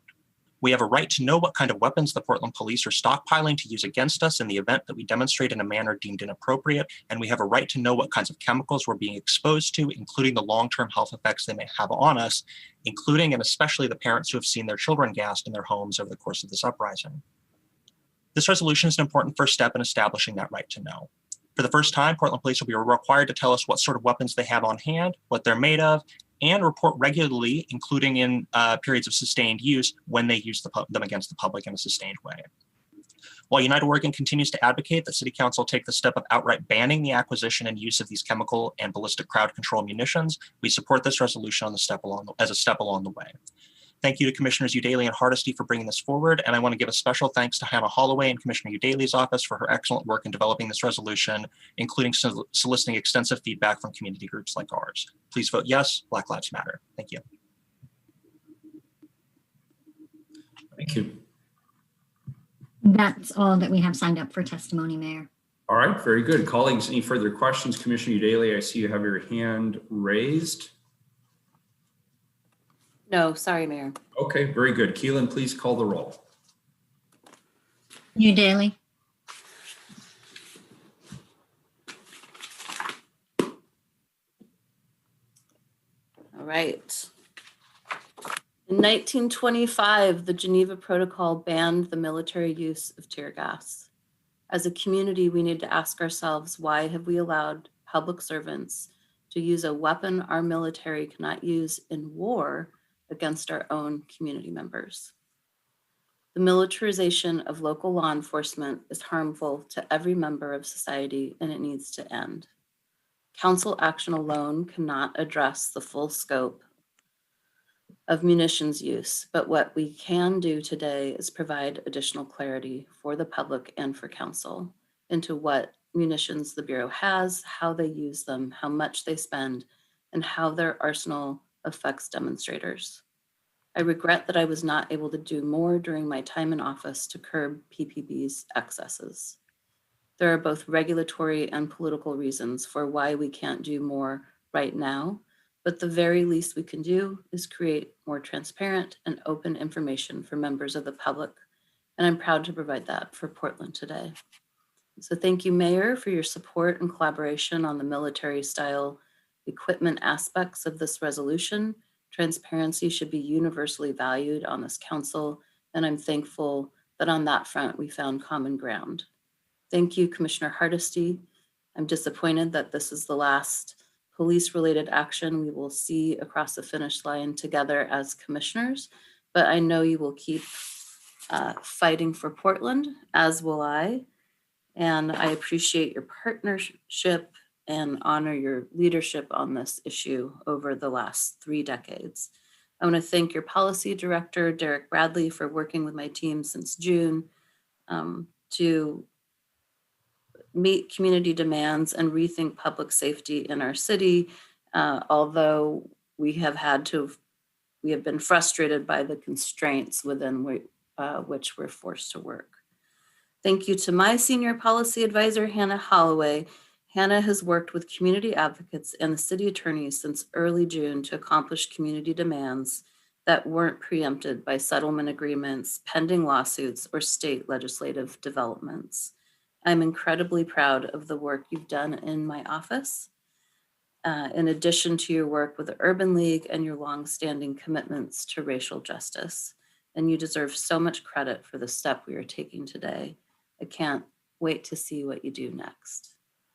A reporting resolution wasn't my end goal, and I know it's not everything our community wants, but this is a meaningful step forward for transparency, justice and policing, and another tool in the public's arsenal for holding the Portland Police Bureau accountable. Thank you, everyone. I vote aye. Fritz. Well, thank you, Commissioner Udaley, for your leadership on this issue and your persistence with it. And indeed, it is a very important step forward in transparency and accountability, which of course are part of our city's core values. I truly appreciate the 3 co-sponsors of this measure working together to come up with something that has universal support. It's an important step forward, and often we get to the next step by taking the first one, and this is a very, very good first step. I'm pleased to support it. Aye. Ryan. Yes, thank you. Thank you, Commissioner Udaley, and specifically Hannah Holloway. Your presentation was really thorough and so helpful. I know our staff, my staff, has been working with all of you, and the testimony we received today from some of the, from Allison particularly, it's very helpful to know this is a step, and it's a step in the right direction. We must demilitarize our police, and I'm really grateful to be with a team of 5 that is united on that front, and here's taking steps in the right direction. I vote aye. Hardesty. Thank you very much. I want to start by thanking Commissioner Udaley and Hannah Holloway. Your office was a joy to work with on this issue. We shared joy and frustration as we were pulling this resolution together, because as the public has said, it is not all that we want, but I do believe it is a strong first step. I want to say that also based on, we heard a request that the public doesn't understand our limitations. I will say that the first time in my lived experience, we have a totally dysfunctional federal government that created more chaos and more divisiveness around policing than I would have thought was humanly possible. What we know is that we have federal forces even today that are trying to undermine our ability to be transparent, our ability to be responsive to community needs. I, like many, are praying that after January of next year, we will have at least a functioning, competent federal government that will be a partner with us as we deal with these huge issues. While I wish we could have done more at this time regarding the use of crowd control munitions, the settlement agreement still hanging over our head and based on the settlement agreement, it's really the best that we can do today.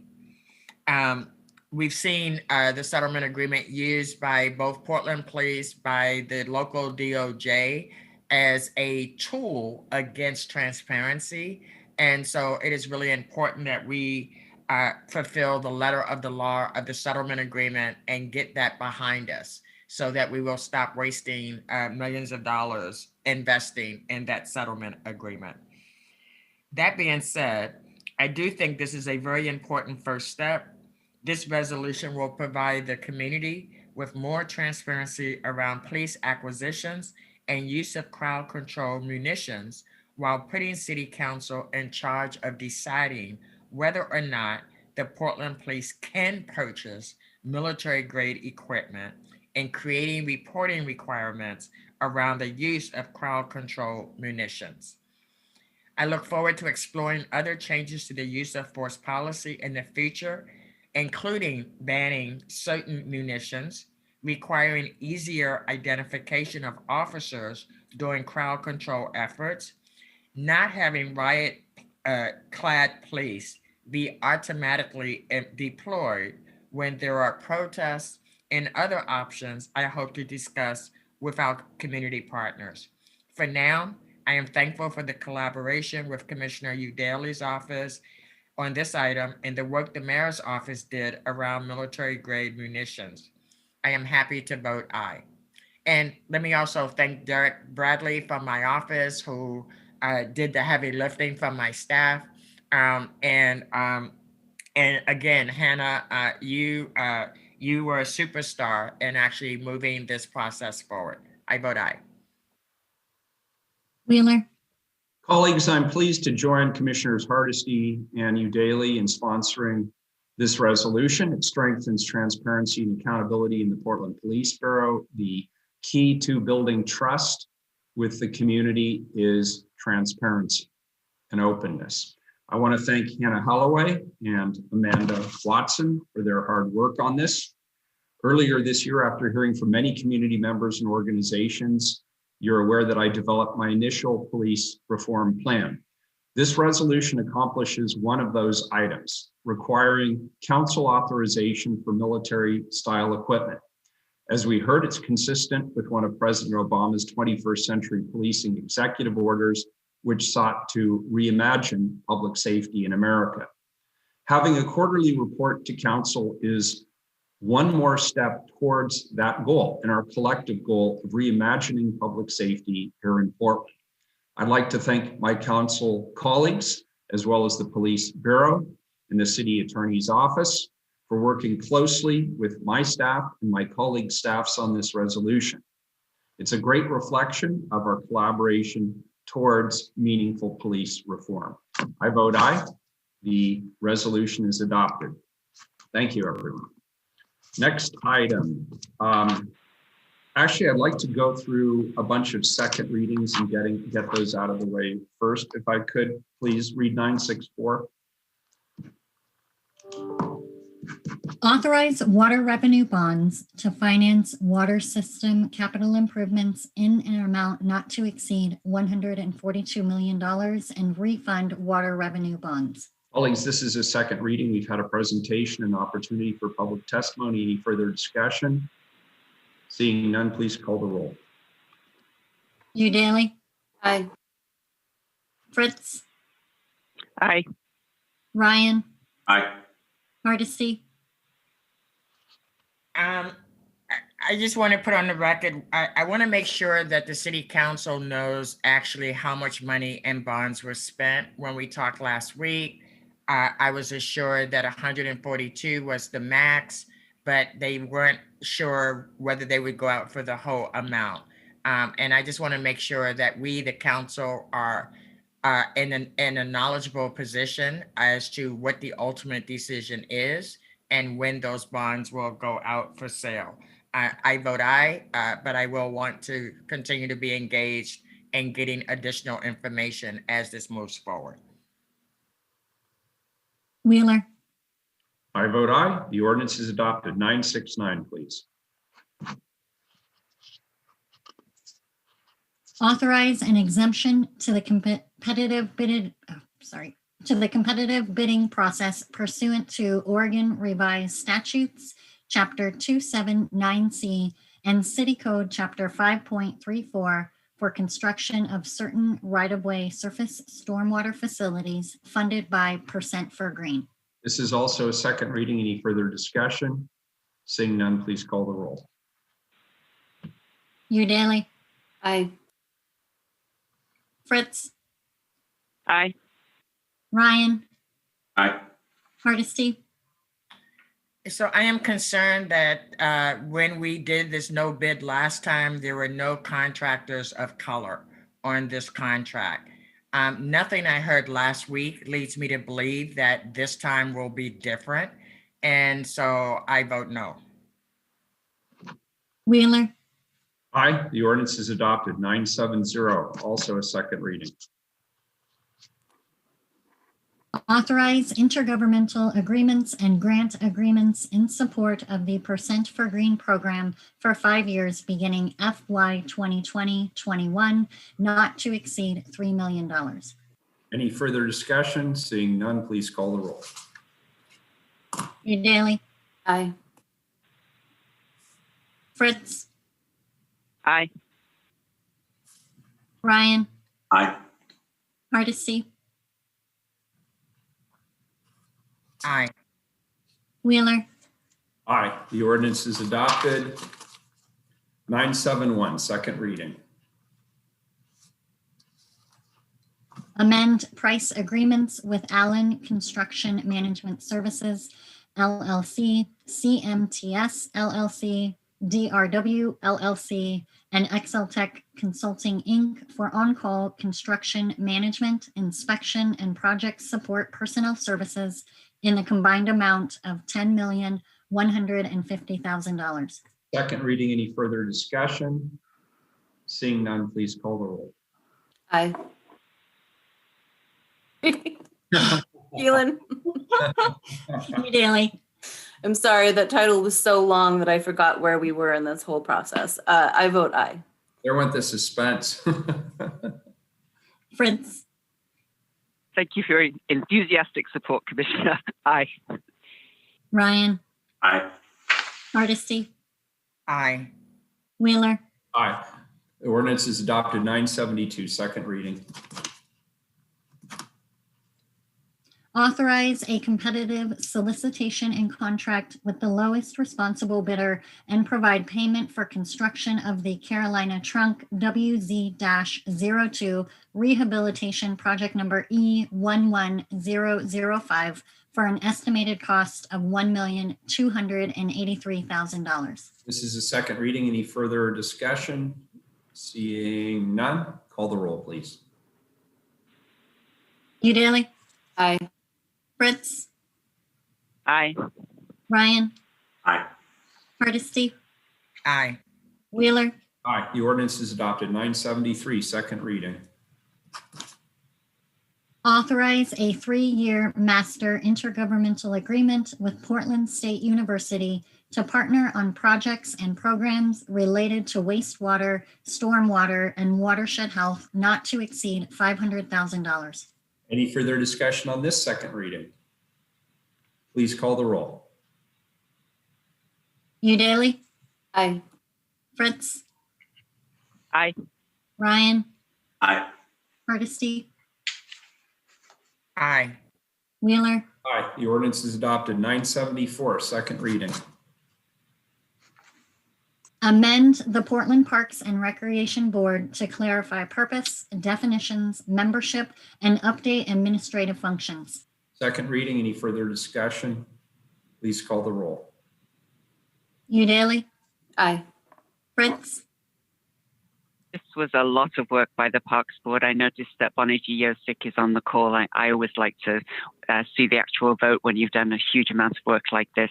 So thank you to the entire board, to Paul Grimace, and to all of the people who have served on the board. Aye. Ryan? Aye. Hardesty? Aye. Wheeler?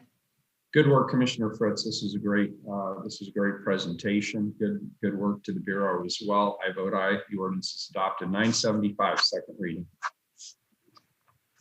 Authorize intergovernmental agreement not to exceed $4 million from the Portland Parks and Recreation System Development Charge Fund to the Prosper Portland Downtown Waterfront Tax Increment Financing District Fund for acquisition of property in the downtown waterfront urban renewal area. Second reading. Any further discussion? Seeing none, please call the roll. Udaly? Aye. Fritz? Aye. Ryan? Aye. Hardesty? Aye. Wheeler? Aye. The ordinance is adopted. And the last of our second readings is 977, please.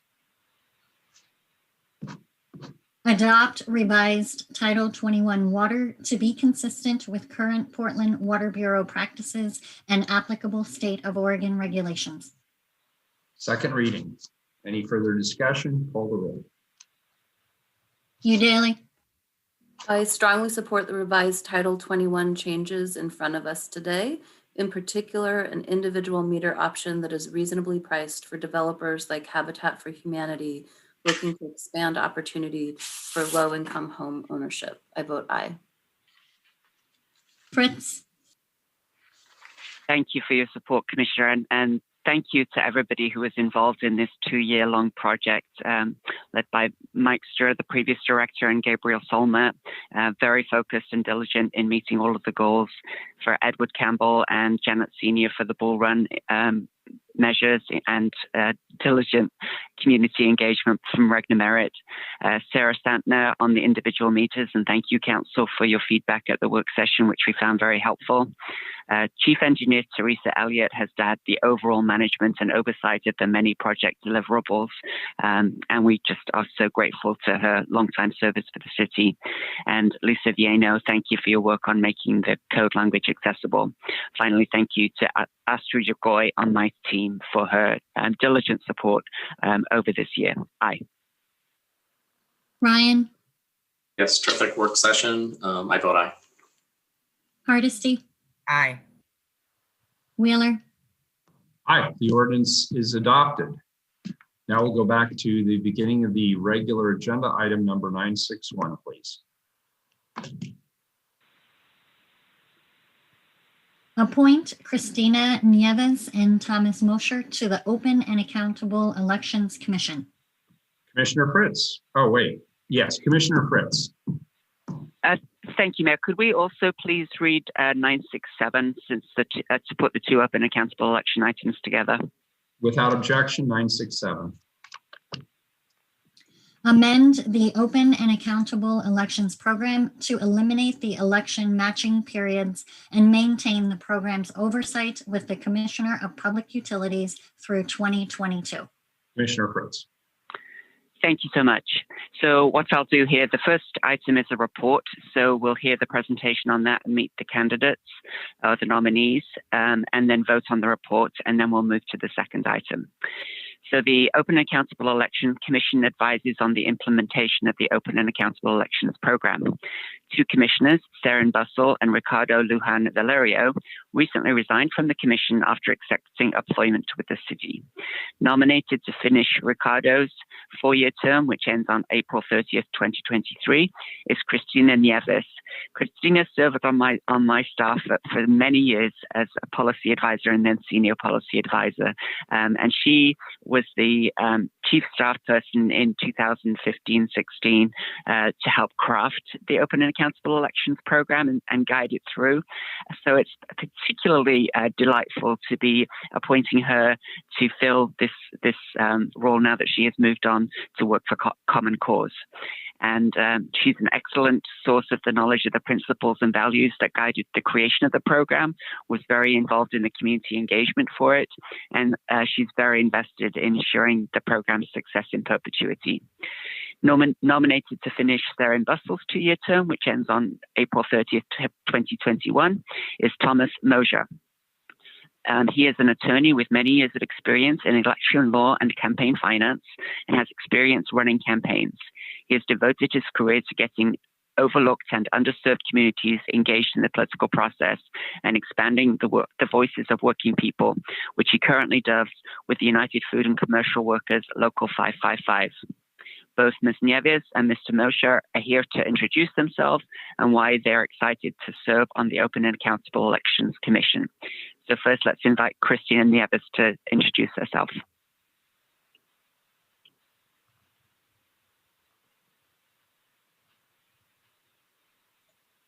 Hi, everyone.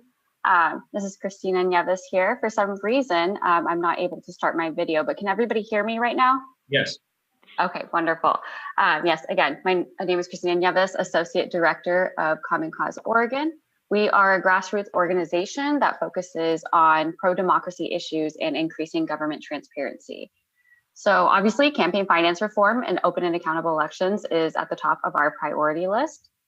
Before I jump into talking about myself and my interest in joining the commission, I just want to again echo the comments that have been made regarding the difficulty of this last year and the immense challenges we have faced. And as city council members, you all have had to make some really hard decisions regarding budget and resource allocation. But it's clear that you are all still committed to ensuring Portlanders are able to be involved in the city's decision-making process. And one way to do that you all are very familiar with, is supporting our public board and commission. So thank you for your support. Again, as Commissioner Frantz mentioned, I was on her team and managed the creation and implementation of our wonderful public campaign finance program. During this process, we did face many challenges, but we pushed forward because we and our amazing coalition of organizations believe that Portland voters deserved the ability to experience campaign and electoral process differently than what was the status quo.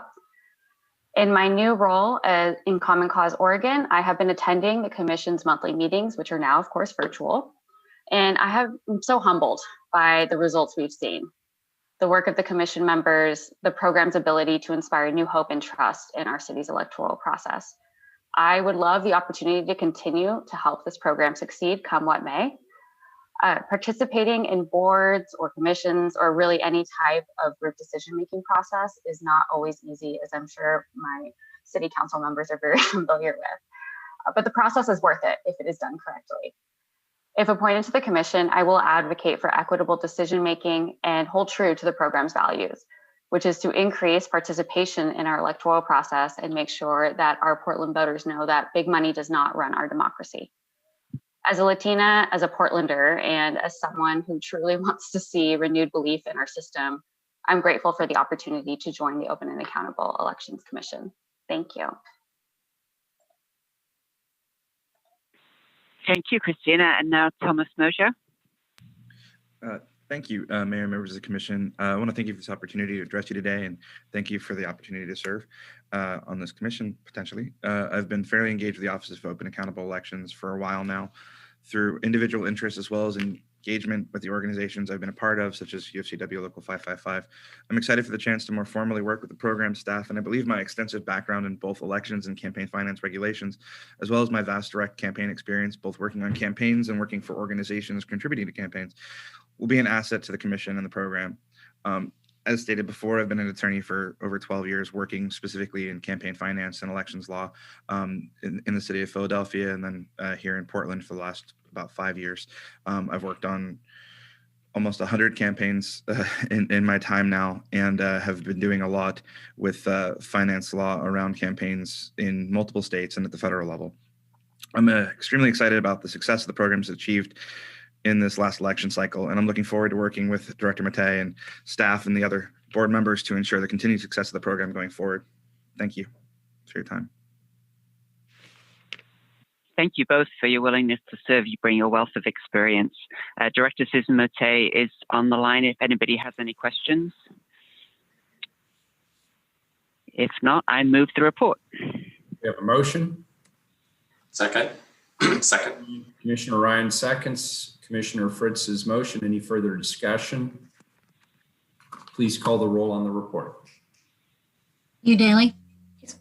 Well, thank you for your willingness to serve. I think the first round of Open and Accountable went better than possibly any of us thought it would. And I am excited to contribute my experience and feedback into strengthening it moving forward. I vote aye. Fritz. My Chief of Staff, Tim Crail, and I are just super excited about both of these nominees. Christina, as I mentioned, it has been a key part of the program ongoing, and the United Food and Commercial Workers 555 similarly have been at the table all along. So, Thomas, it's good to learn more about your experience across the nation. This commission is, whoa, what a commission this is. It's an amazing group of people who do stellar work and who seem to like each other and get along well too. So that's, it's really, I'm almost speechless. I'm so happy with how this has all gone. So I'll just vote aye. Ryan. Yes, thank you. And thank you, Christina. I didn't realize all the context that you bring to this. As one of the first participants with many others this past spring and summer, I just want to thank you. Experience matters, and we're really fortunate to have both of you join the commission. Aye. Hardesty. I also want to thank Christina. Christina, your leadership has gotten us to what I think we would all agree was a phenomenal campaign season utilizing this new public finance system. Thomas, I appreciate your willingness to continue to provide your expertise for the oversight committee of for this activity. I just want to say to Commissioner Fritz, passing and stewarding this open and accountable elections process will go down in the history books as one of your finest accomplishments here at the City of Portland. I am pleased to vote aye.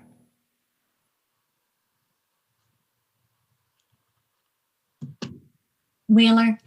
These are two solid individuals, and we're lucky that both of you are willing to serve in this capacity. I'm very happy to vote aye. The appointments are approved. The report is accepted. Thank you. 967, Commissioner Fritz, did you want to continue with that? Thank you, I do.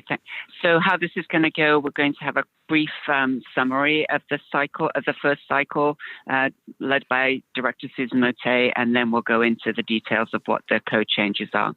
So as we've just said, the Open and Accountable Elections Program recently successfully completed its first election cycle. And as Commissioner Udaley acknowledged, I think it went better than any of us had hoped or dreamed. And a lot of that is due to the Commission and to the Director and the staff at the office. Both the Council and the Technology Oversight Committee took an interest in ensuring that the program was successfully implemented with the software. And it worked perfectly. So now here to give an update on, now that the first cycle is over, is Open Accountable Elections Director Susan Mote. Thank you. Let me just get my PowerPoint shared.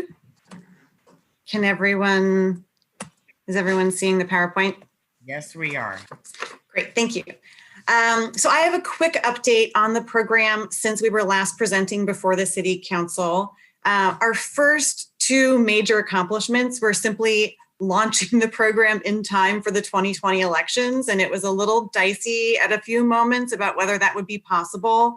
On top of that, it was a high priority to get the software launched in time if humanly possible. And thanks to a partnership with Civic Software Foundation, not only did they deliver software to us for $150,000, which is a bargain, but it On the city end of it, it enabled us to implement the program with far less staff time spent on processing each transaction manually. And instead, a lot of the work being done in an extremely efficient way, saving us a lot of personnel budget costs. And on top of that, it has these, data visualizations for the public so that the public can see how campaigns are funded essentially in real time in a digestible way, which I don't believe any other government provides digestible campaign finance data like this. And once the program was launched, our main sort of summary of our what we're proud of is that we weathered a lot of challenges, many of which were anticipated. We were very intentional about having strong program integrity protocols because you expect that people are going to try and game a system, and our program integrity protocols were successful. But then we also had some unexpected challenges. We weren't expecting a special election. It doubled our certified candidates from 8 to 16. Which doubled our workload. And thanks to the software, we were able to handle that without having to massively increase personnel costs. We also kind of weathered the challenge when suddenly the Oregon State Supreme Court applied contribution limits about 5 weeks before the primary, and our program had to adjust to that climate as well.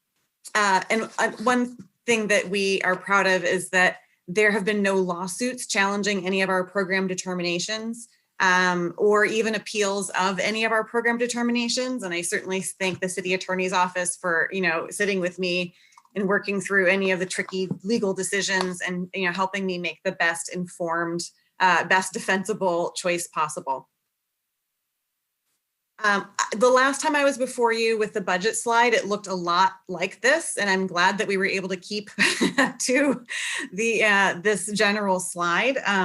Not only was the program solvent in the 2020 election cycle, even with the special election, which doubled our number of certified candidates, but we were also able to keep the vast majority of funds, 74%, going toward matching funds and not toward overhead like personnel, technology, or administration. But I did want to note for you all that the newly enforceable contribution limits for candidates not participating in the program is expected to result in future election cycles on more candidates opting in to the program, which should put upward pressure on the amount of money we need to spend on matching funds in order for the program to be solvent. So it's something to keep in mind, even as we are going through future fiscal year budgets about how to keep the program solvent through that.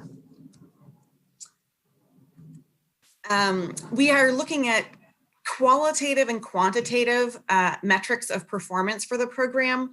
That's going to take a little bit more time, but our initial performance metrics are looking pretty positive. Most candidates opted into the program. 23 of 41 candidates with political committees chose to participate in the program.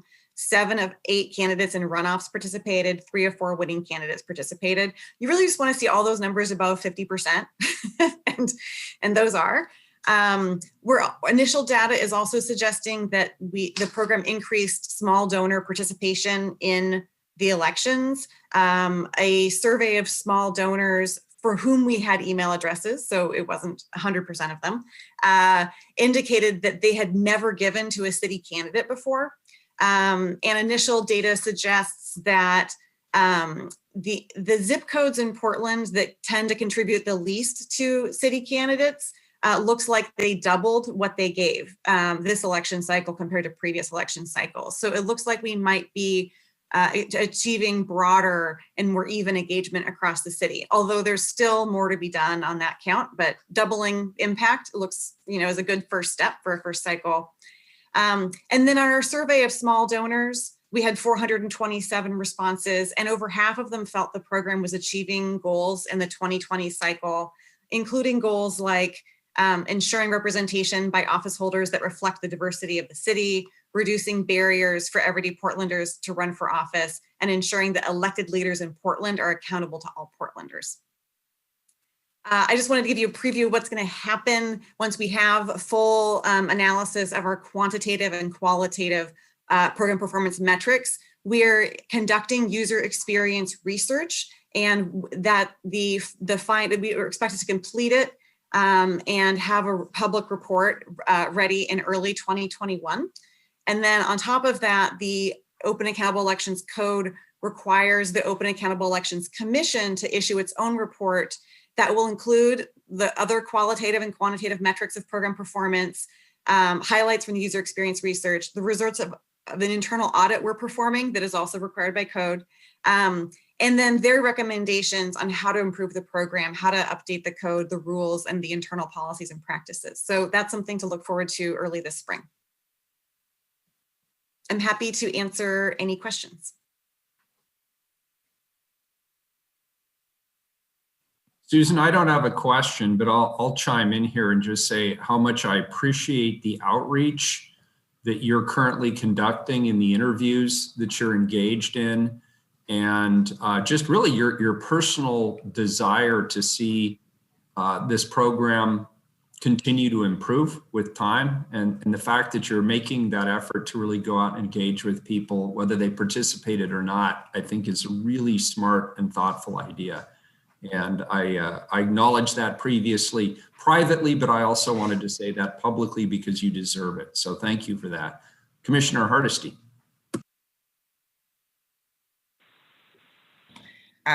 Sorry, I was on mute. Susan, I just want to really appreciate the incredible work that you did this year in managing this program. I remember some of our earlier city council conversations where you were the optimist and things were moving at an extremely fast clip. You have maintained your optimistic attitude and approach through a lot of craziness, especially in this year, which is not a year that any of us would have anticipated would have turned out the way it has. But I just want to applaud the incredible work from the very beginning that you have put into this. And I want to acknowledge publicly that you kept your word, which was on time, on budget, and accessible and fair for all Portlanders.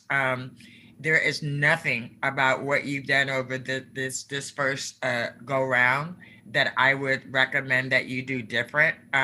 Other than maybe get a little more sleep and and with experience now you know how it's gonna play out. But I just want to take this moment to really applaud you. Without your leadership, there is no way we would have had the results that we've had in this very first round of this public finance effort. So thank you for all you do. Please extend my thanks to your team, because I know there's no one person shop in the city of Portland, but really excellent work and far exceeds my expectations at the beginning. Thank you. Thank you. Thank you. Colleagues, anything else, or we'll go to public testimony? No, actually, we're not done yet. I apologize. All right. Sorry. Go ahead. Susan, there we go. Now I can get back to my script. Hang on. Here we go. So we just wanted to give you a preview of the report that the council will be getting in the new year. We do today have some small time-sensitive changes to the code. The Open Accountable Elections Commission recommended these changes. Community feedback was received from the Voice for All Portland Coalition, which helped pass and support implementation of the Open and Accountable Elections Program. So we have a cadre of community advisors as well as the Commission. And so Program Director Susan Mote will now describe the two amendments. Thank you. So one amendment keeps the program oversight in under the Commissioner of Public Utilities through December 31st, 2022. The reason is this: the Open and Accountable Elections Commission was tasked by code to recommend where the program should be housed.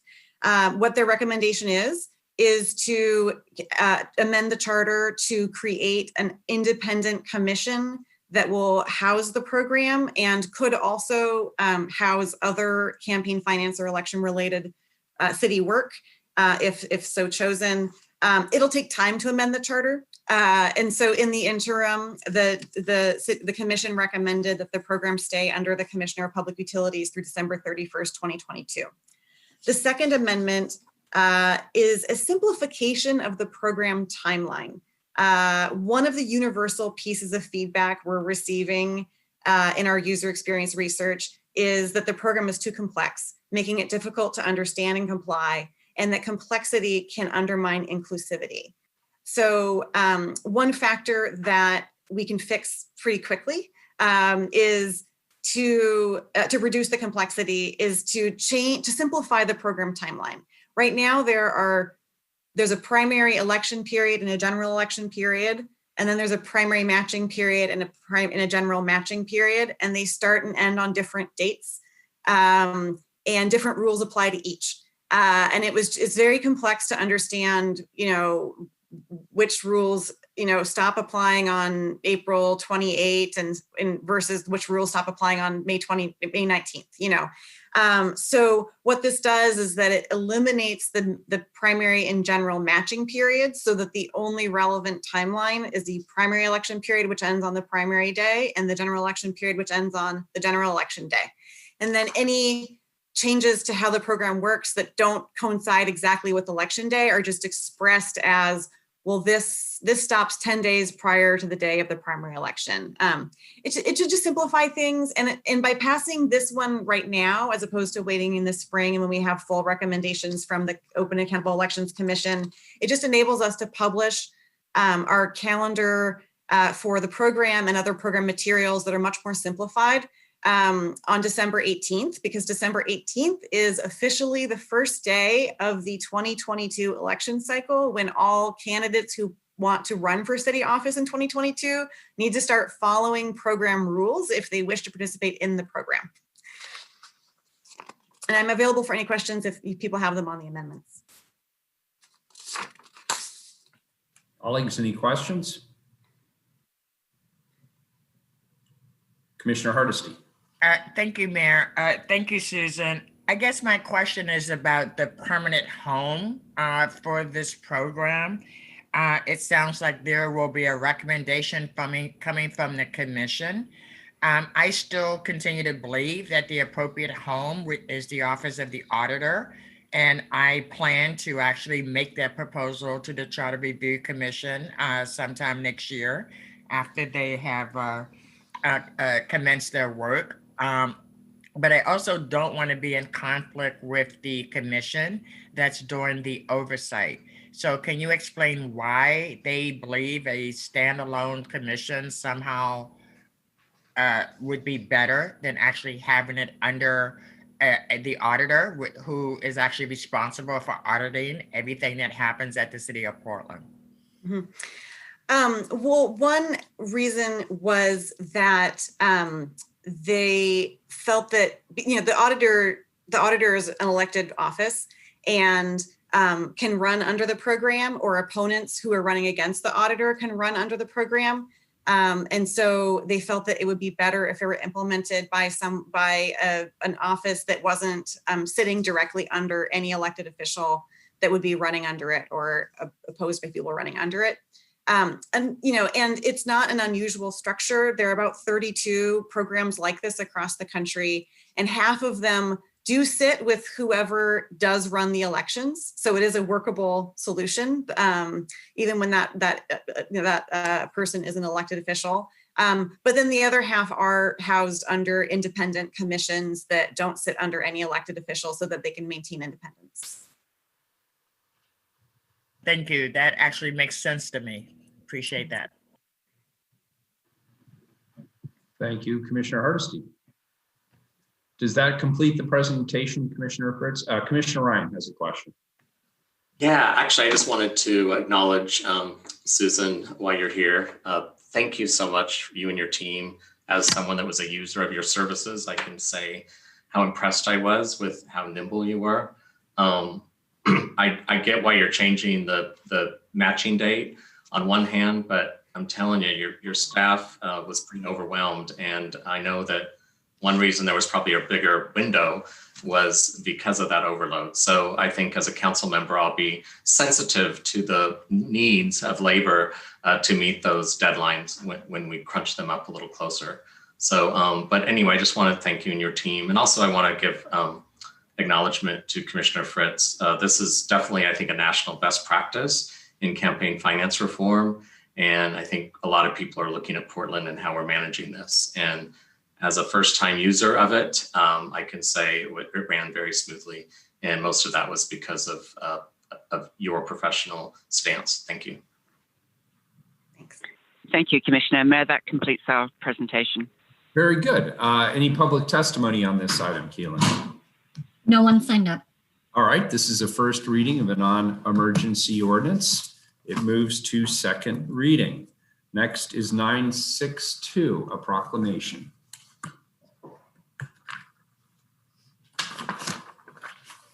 Proclaim December 2020 to be Buy Local Month. Colleagues, I am very pleased to introduce this next item. It recognizes the very essential role that small local businesses play in our city and, of course, in our economy. This action will note the steps that the city has taken in partnership with local organizations to create and improve public safety and retail activation initiatives. It'll also call attention to the fact that many small business owners, particularly those in retail, make much of their annual income during the holiday season. It'll also ask Portland residents and visitors alike to support small businesses, particularly those owned by people of color, in both the central city as well as in the neighborhood shopping districts. Partnership has been critical to our effort to highlight small businesses, encourage the support of local retailers. I'm deeply appreciative of the Portland Business Alliance, Travel Portland, the Central East Side Industrial Council, Business for a Better Portland, Bricks Need Mortar, Venture Portland, Built Oregon, Downtown Portland, and Greater Portland Inc. for their incredible commitment to our city. Today, we have two local business owners, Christine Azar of Azar Indulgences and Omar Solomon of Zacatl, to speak to this effort and share their perspectives. Welcome.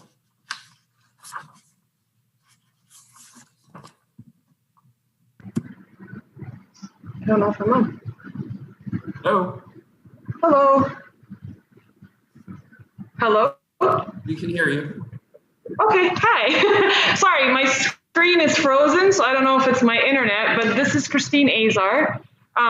Thank you for having me on to speak about this and for all the work that you're all doing. So we appreciate you. 1 second, I'm so sorry, 1 second. 5 minutes. I'll explain that in a second. There's Robert, I've been feeding him for 5 years. He's one of the homeless people that I try to help. So he comes in every day for like orange juice and coffee and stuff, but 5 minutes. So I started my business 5 years ago. I own Azar Indulgences. We specialize in ethically sourced Belgian style chocolate that's all made in Beirut in Lebanon. That's where I'm from. And so we had, pre-COVID, we had 2 locations in downtown Portland, and we're working on actually our franchise, which was supposed to start in May of 2020. So obviously post-COVID, all of that has changed, and now we have 1 location at the Heathman Hotel. And I've put together a few things that I think, and based on the people that I talk to here at my shop, and local Portlanders and also local business owners, that I feel are kind of a challenge. So for me, it's interesting because my shops have always been in hotels. So it's like a double whammy. It's obviously the COVID, everything dealing with everything else going on with the city, and the hospitality industry has all kind of pummeled my business. So we closed in March, and I reopened 2 weeks ago now. So sorry, and I've got some notes. So, and I'll kind of go through these, and please let me know if you want me to elaborate, but I want to be respectful of everyone else's time. So the first thing for me as a downtown business owner is creating a safe downtown environment should be number 1.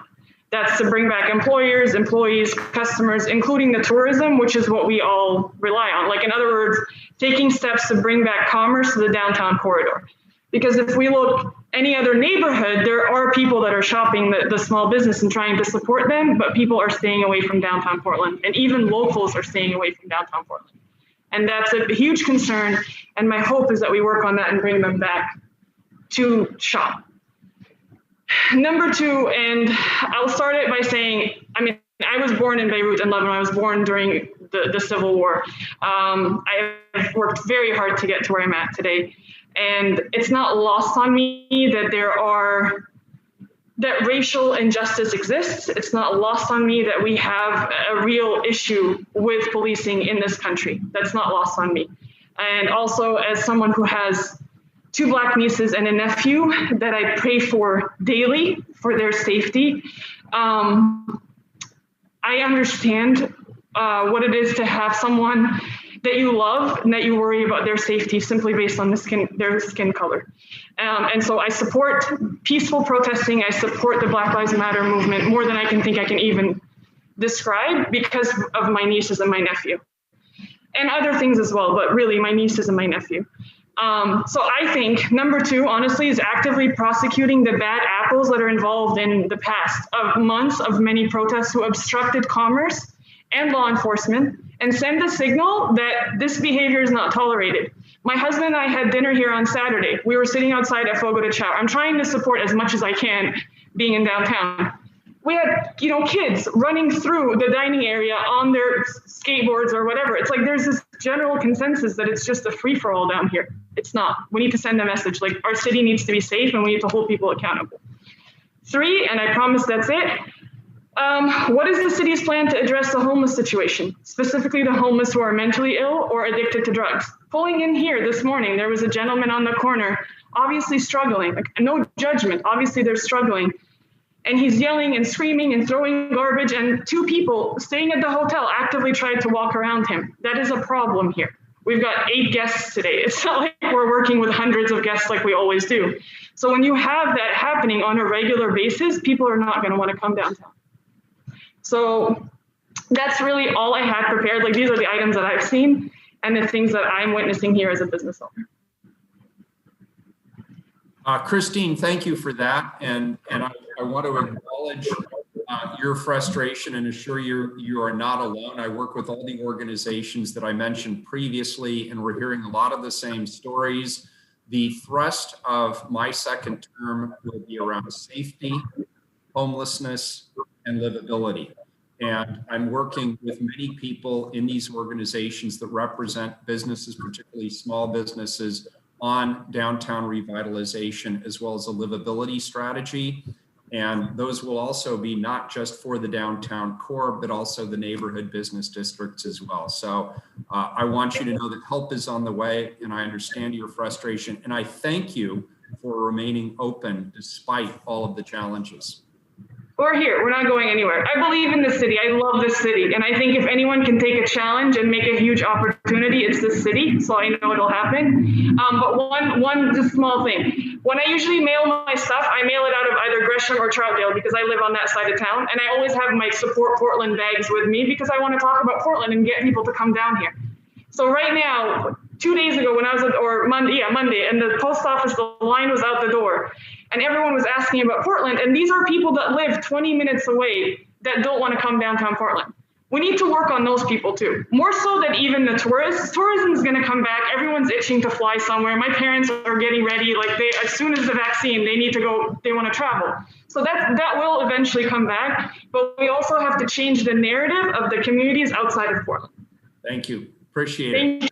Yeah, thank you. And Omar, are you with us?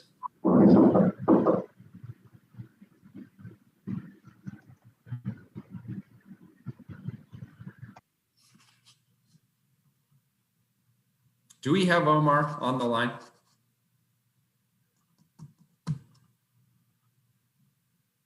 Keelan?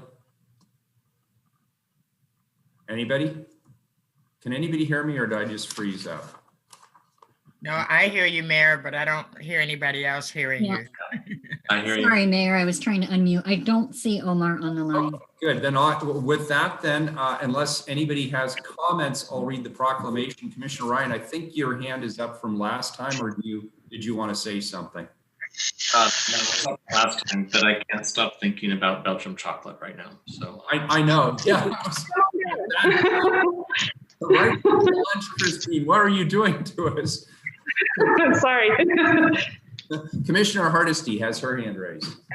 Thank you, Mayor. I will be supporting this resolution, but I also want to be very mindful that we have significant community members that have no money to go shopping anywhere.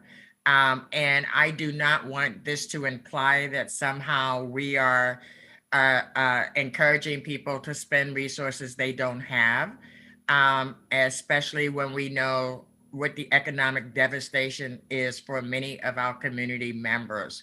So I'm going to support this in the spirit under which I believe you developed it. But I would very much like to see us do a resolution in January that reaffirms that we want people to shop locally, because that's how our small businesses are going to come back together. I don't want to leave the false perception that we're trying to encourage people to spend a whole bunch of money for Christmas that people in our community just simply don't have. So I just wanted to put that on the record before you read the resolution, and know that I support the intentions behind it, but I'm much more interested in how we're going to engage people to shop locally in January and beyond. Yeah, thank you, Commissioner Hardesty, for the opportunity to clear the values, and I'll read the proclamation in a moment. But as you know, one of the consequences of the pandemic and people being physically distanced is that every third vehicle you see on the street is an Amazon vehicle. And Amazon is an important player in Portland, as it is in many cities around the nation. But the concern I have is that if people get too used to the idea of always checking the large global retailers that are online first, that will eventually erode the uniqueness of our neighborhood business districts as well as the downtown core, and therefore erode some of what makes Portland a really wonderful place to live and to work and to visit. And so this is not targeted towards those large global online retailers, except to say to our local residents, if you care about the mom and pop businesses on the corner or in your neighborhood, before you go to Amazon, see if there isn't the option here locally. Support the local businesses first. And if you don't find what you're wanting, then of course, go online and knock yourself out. They serve that useful purpose. But this is really just acknowledging that this is an important time of year for local retailers in particular. They are struggling under the COVID crisis and the lack of people downtown. As we just heard from our invited guest testimony, there are other headwinds that they're facing now as well. So this is really to show them a little love, show them the support that I know you do want to show them, and acknowledge their importance right now, and encourage those who can to help support them. So without further ado, I will read this proclamation that is in microtype. Whereas Portland's small businesses are the backbone of the city's local economy. These establishments in the downtown and district corridors provide accessible employment for residents, attract visitors and tourists, and represent the variety of talent and entrepreneurism within the business community. They are Portland's brand. Whereas, recognizing the critical need to develop safety and promotional strategies to support small businesses experiencing unprecedented declines in revenue brought on by the sustained combination of global pandemic, natural disasters, and closures throughout the year. Whereas recognizing that many small business owners make much of their annual income during the holiday season, it was essential that any public-led strategy commence by mid-November. Whereas, given the severity of the COVID-19 public health crisis, safety must be the cornerstone of all business promotion, events, and interim activations. Whereas the City of Portland, working in partnership with local organizations, took action, including launching an array of public safety initiatives, enhanced trash and graffiti removal, and increased collaboration with the Joint Office of Homeless Services. Whereas the city also recognized the need to develop a retail activation strategy to address ongoing concerns, dispel myths, and most importantly, support local small businesses, particularly those owned by people of color, the activation strategy, a collaborative effort including public, private, and nonprofit partners, seeks to promote businesses in the central city as well as all neighborhood shopping districts to ensure business owners are able to safely remain open, retain employees, and continue to provide goods and services for local residents and visitors alike. And whereas the City of Portland also recognizes the critical role partner organizations play in this work and acknowledges Portland, or a business for a better Portland, the Portland Business Alliance, Travel Portland, the Central East Side, Industrial Council, Bricks Needs Mortar, Venture Portland, Built Oregon, Downtown Portland, and Greater Portland, Inc. for their unceasing commitment to our city. Whereas acknowledging that while the strategy launched this month, it is neither the first nor the only effort focused on supporting Portland's small businesses, the promotion of and collaboration with parallel efforts, it's critical to our shared goal of preserving, supporting, and celebrating our local businesses, and further acknowledges the expectation of continued collaboration into the new year. Whereas the City of Portland recognizes the dynamic and creative small businesses that are vital to our city and calls on all Portlanders and guests to accept the invitation to shop local now and in the months and in the years to come. Now, therefore, I, Ted Wheeler, Mayor of the City of Portland, Oregon, the City of Roses, do hereby proclaim December to be Buy Local Month in Portland and encourage all residents to observe this month. Thank you all.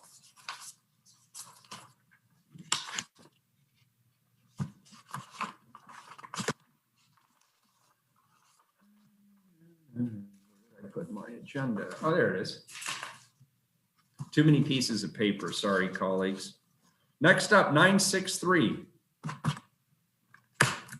Authorize contract with Jacobs Engineering Group, Inc. for design services for the Bull Run Pipeline project for $29 million.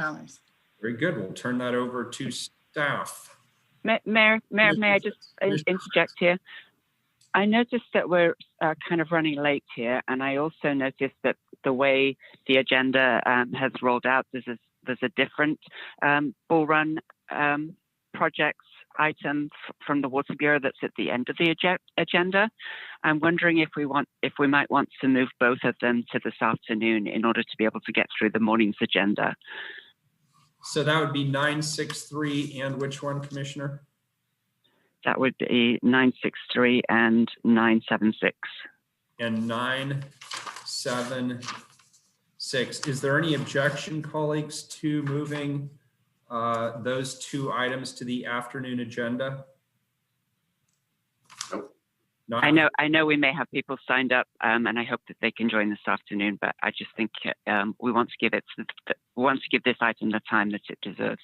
Fair enough. Very good. So without objection, we'll move those two items to the afternoon session. That puts 965 next. Authorize new construction financing for an affordable housing project to be developed by Las Adelitas Limited Partnership or a Hacienda Community Development Corporation affiliate in an amount not to exceed $17,350,050.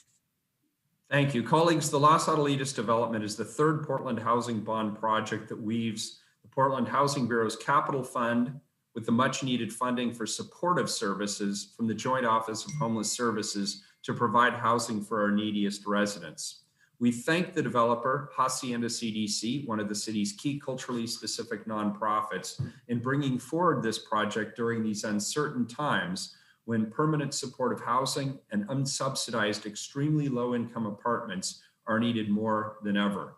The Las Adelitas project will meet the critical needs in the Cully neighborhood of Northeast Portland and leverages off its location near the newly constructed Cully Park in proximity to the Hacienda offices that will be providing an array of services to local residents. And with that, we will turn this over to our staff.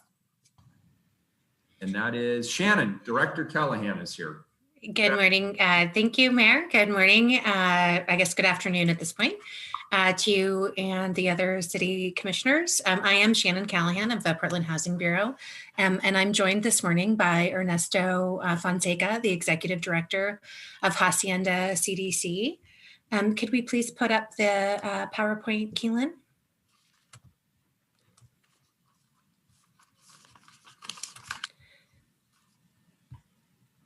Are you all able to see that yet? Not yet. Okay. So while we wait for that to go up, I'll give you just a little background on the project. We are here today to ask for your support for the funding of the Los Adelitas Affordable Housing Development.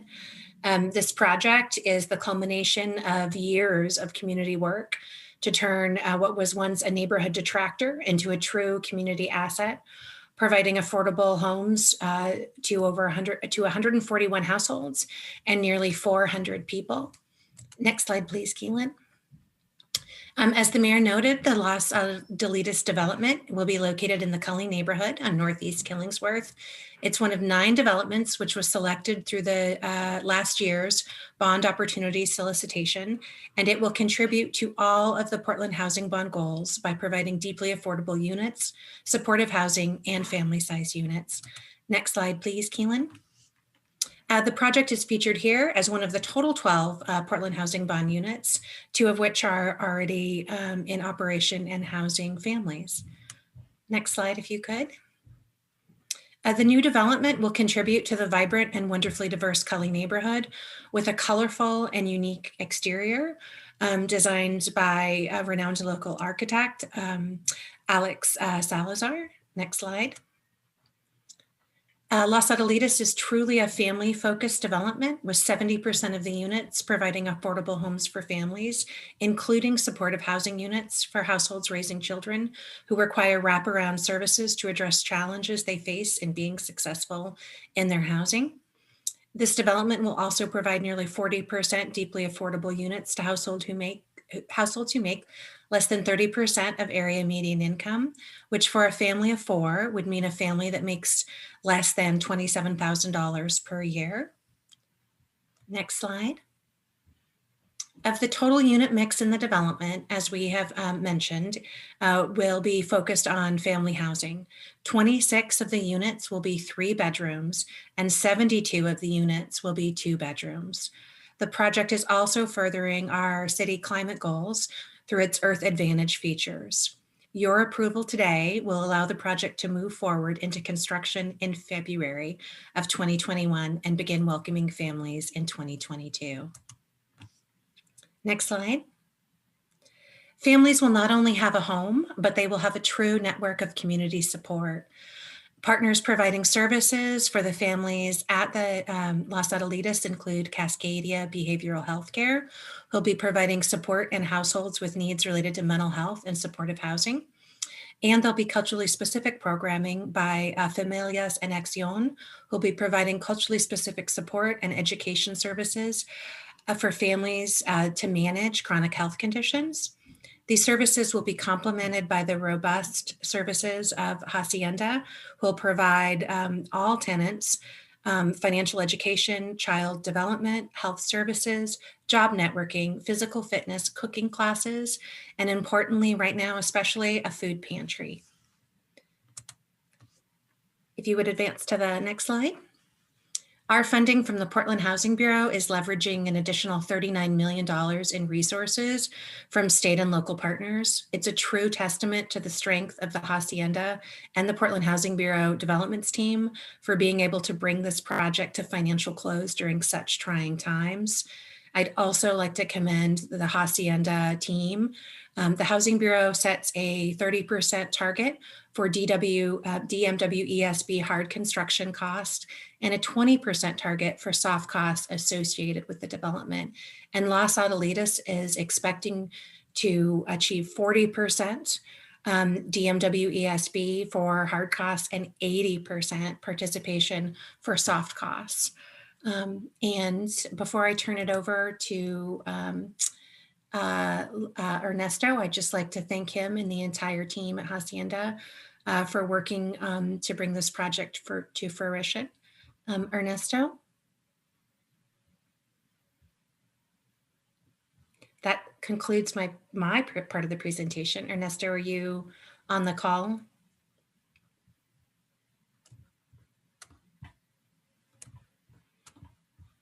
You may be trying to get off mute. I did see him a little earlier. I did too.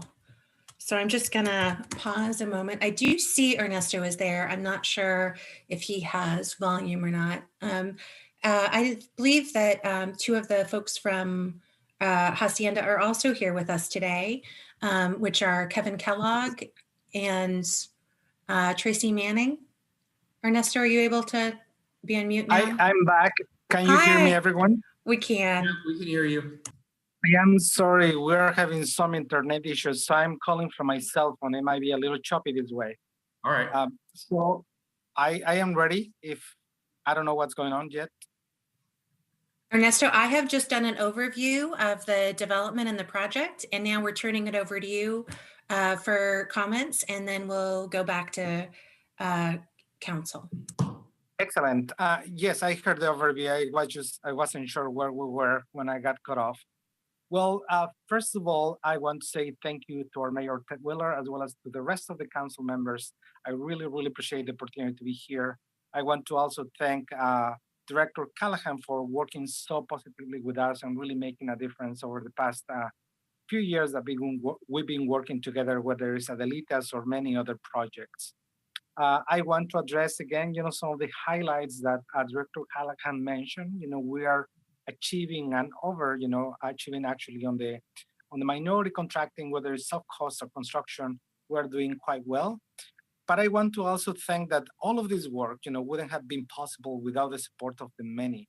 Habitat for Humanity, Verde, and many others, came together years ago to buy the property. They left the easy part for me to buy the property back again from them and then try to redevelop this into affordable housing. For me, that was the main priority when I got here. Many plans were made, over the years, from a McDonald's to a Dollar Tree to a warehouse into what is going to be today. And I couldn't be happier to be here today, thanking you for this great achievement. So with this, what we're trying to simply do is to flip the narrative of a place of abuse, of a place where things that were not very desirable were happening in front of a family place, which is our community here in Hacienda, into a place of determination and success. I also want to thank my team, Kevin Kellogg and Tracy Manning have been just fantastic advocates, not only for the project, but also managing and putting all of this work together for us to get to this point. I really don't want to take the full 5 minutes. I simply want to thank the council, our mayor, Director Callahan again, for all the fantastic work. And I want to also announce that if everything is funded today, we're going to have a groundbreaking opening. And I hope that you, Mayor, as well as the rest of the team and Director Callahan, can come and join us on February 12th. So that is tentatively the save the date. And with that, I'm going to leave it there for you to determine what is next. Thank you all. Ernesto, thank you for the kind invitation. I wouldn't miss it for the world. And I also want to thank you for your ingenuity in quickly picking up the cell phone and breaking through some of the technological problems. That was, I believe the term is MacGyvering it. You did well. Gosh, this thing was giving me a headache. Disconnected twice. Awesome. Thank you so much. We really appreciate it. We're so excited about this partnership. Thank you. Shannon, does that complete your That actually completes our presentation. So we have our teams available to answer any questions that council may have. Great. Colleagues, any questions for Shannon and team? Not seeing any. That's always good. Is there any public testimony on this item, Keelan? No one signed up. All right. Very good. This is the ordinance, so we will call the roll. Daly,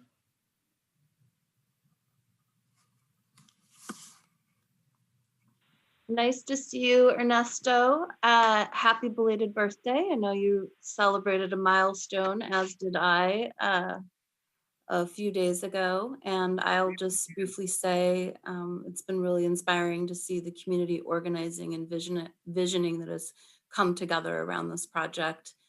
And who would have imagined that the site of the former Sugar Shack would become home to over 100 families in the Cully community. I'm so proud of this project and everyone involved and happy to support its development. So of course, I vote aye. Thank you, Commissioner. Fritz. This is a true community victory and a partnership with elected officials and with the Bureau. I'm really excited to see the plan for the new building. It looks fitting. It's the kind of building that Cully deserves, and I think it's going to be a fabulous development. So thank you for the presentation. Thank you for the project. Hooray. Aye. Thank you, Commissioner. Ryan. Yes, Director Callahan and Ernesto, good to see you. Congratulations. It's just exciting to listen to such a project. I will make sure that it's February 12th is on my calendar.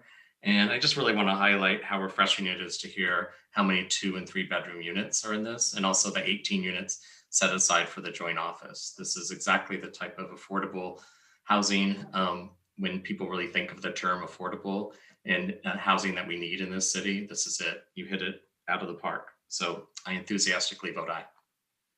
Thank you. Hardesty.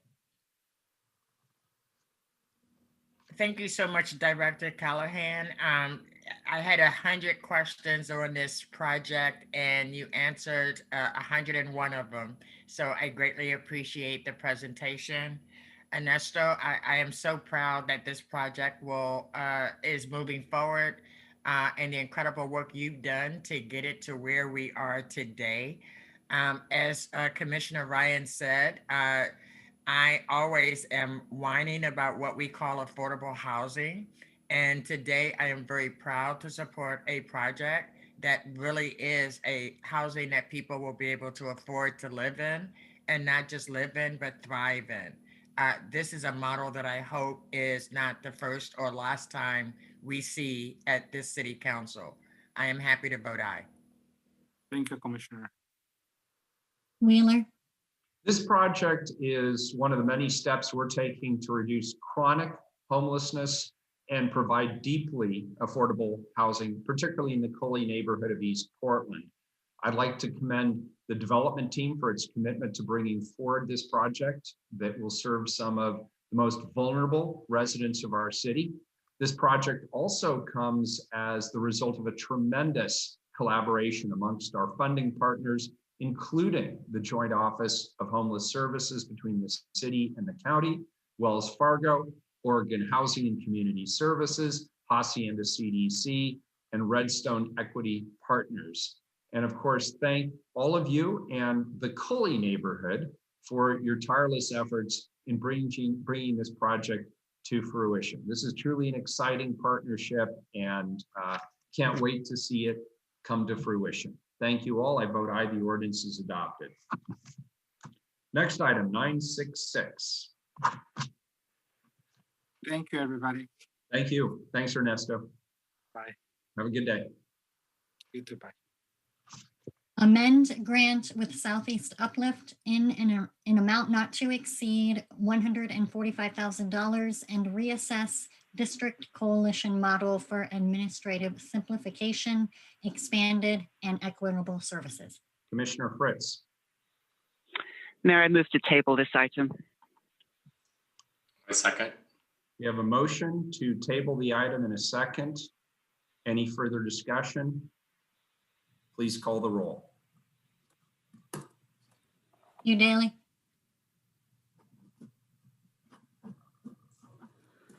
Well, this is disappointing. And Mayor, I know you can get annoyed when I take too long with my comments, so feel free to kick back and relax because this is going to take a little while. I came to council today aware that some of my colleagues do not want to allow this item to be heard. This is the second time this year that council has prevented directly impacted community members from having their voice heard on this matter.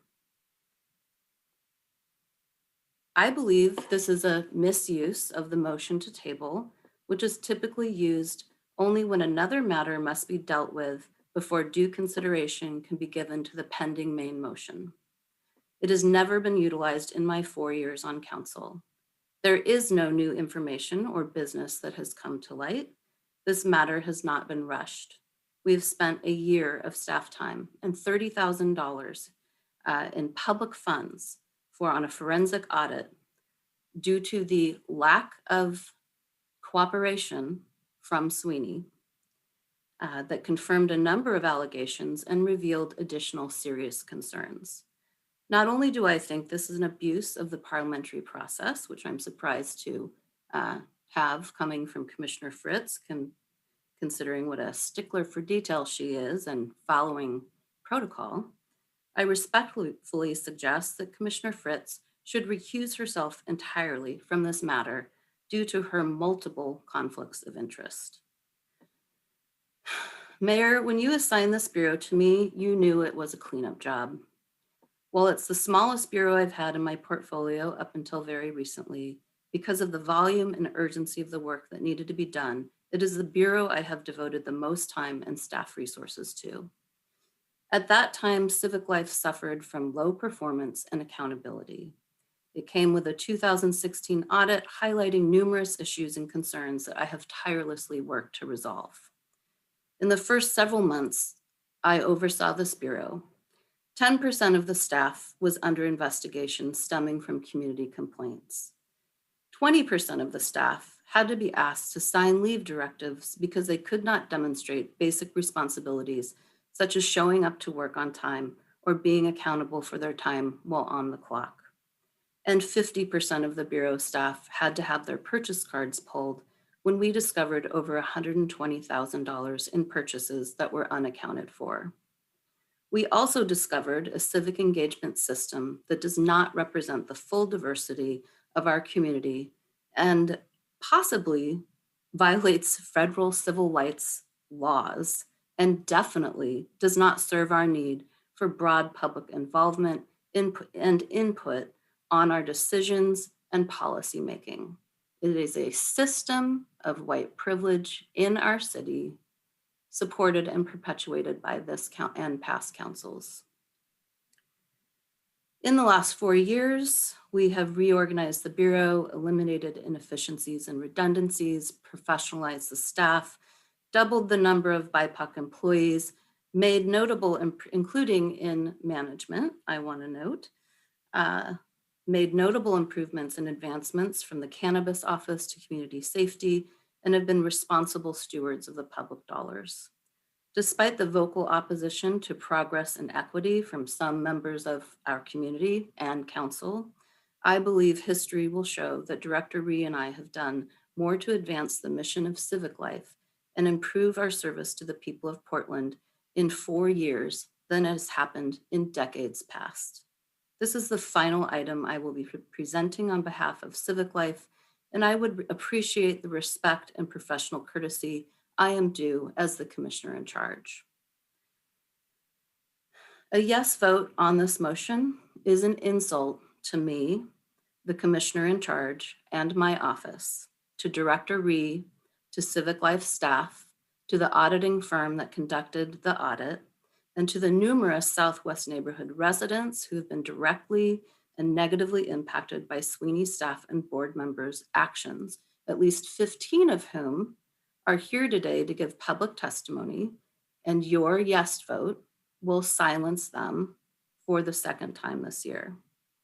There is no justifiable reason to postpone this item.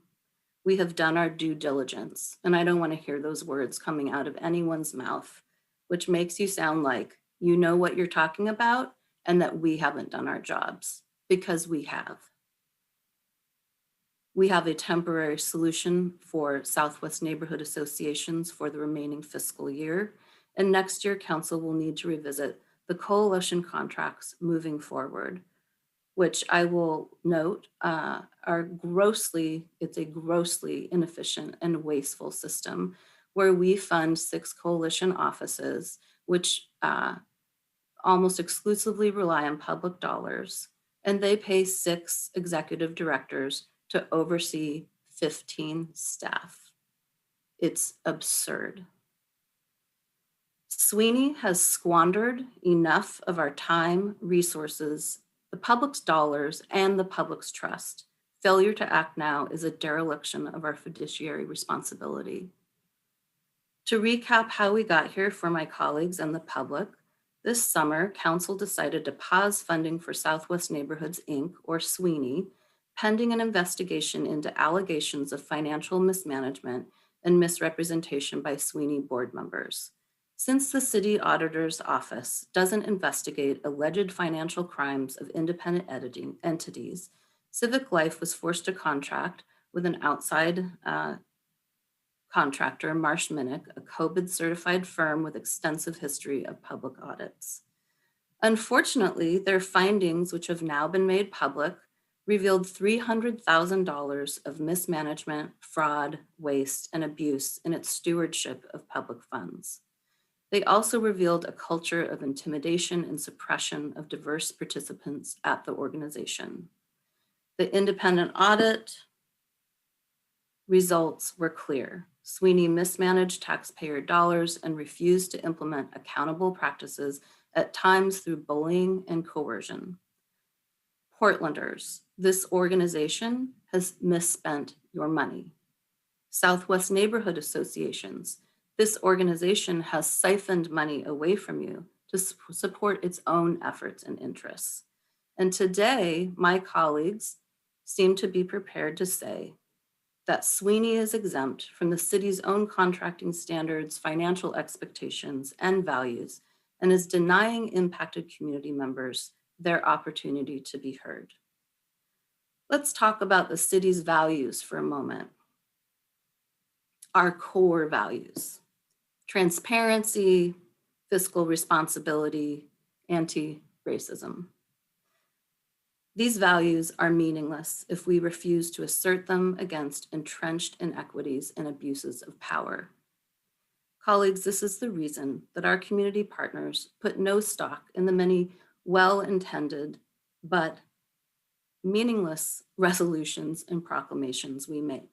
When the comfort of those who historically hold power is in question, we abandon our values, even our own fiduciary standards.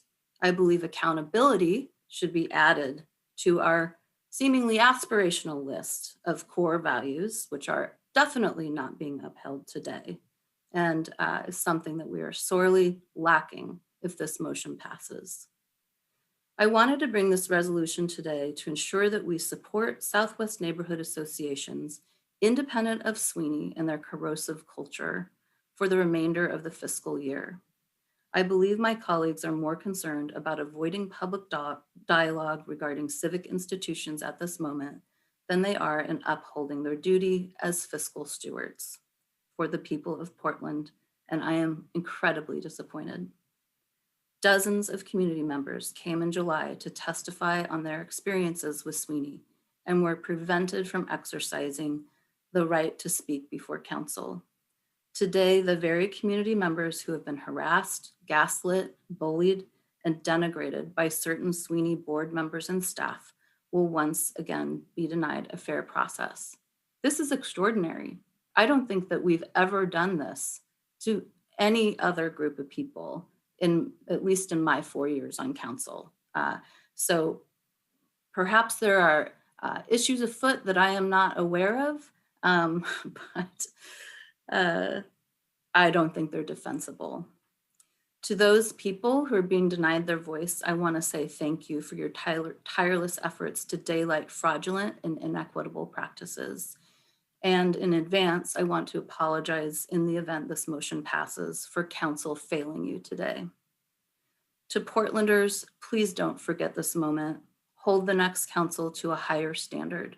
Sweeney wasted your money in a manner that suppressed diverse Portlanders from participating in their neighborhood system. If this item had passed today, Sweeney would be the third nonprofit district coalition to have to be absorbed by the city following complications and failure at the community level. We can and must have a civic engagement structure that is equitable and functional and inclusive, that serves your interests and promotes the common good. But that change needs to be championed by this council. I hope if this motion passes, that council will make a better decision in 2021. But to be honest, I'm not going to hold my breath. I obviously do not support tabling this item. I'm truly offended by this action and cooperation between the mayor and Commissioner Fritz, and I vote no. Fritz. Aye. Ryan. Yeah, I just want to acknowledge that this appears to be a system issue as well, and that as a council, we need to look at how we routinely have audits. And then like any audit, we have an opportunity to let the organization improve from those findings. And so I look forward to being a part of the council as we look at making this a system issue citywide. I do vote to table this. Yes, aye. Hardesty.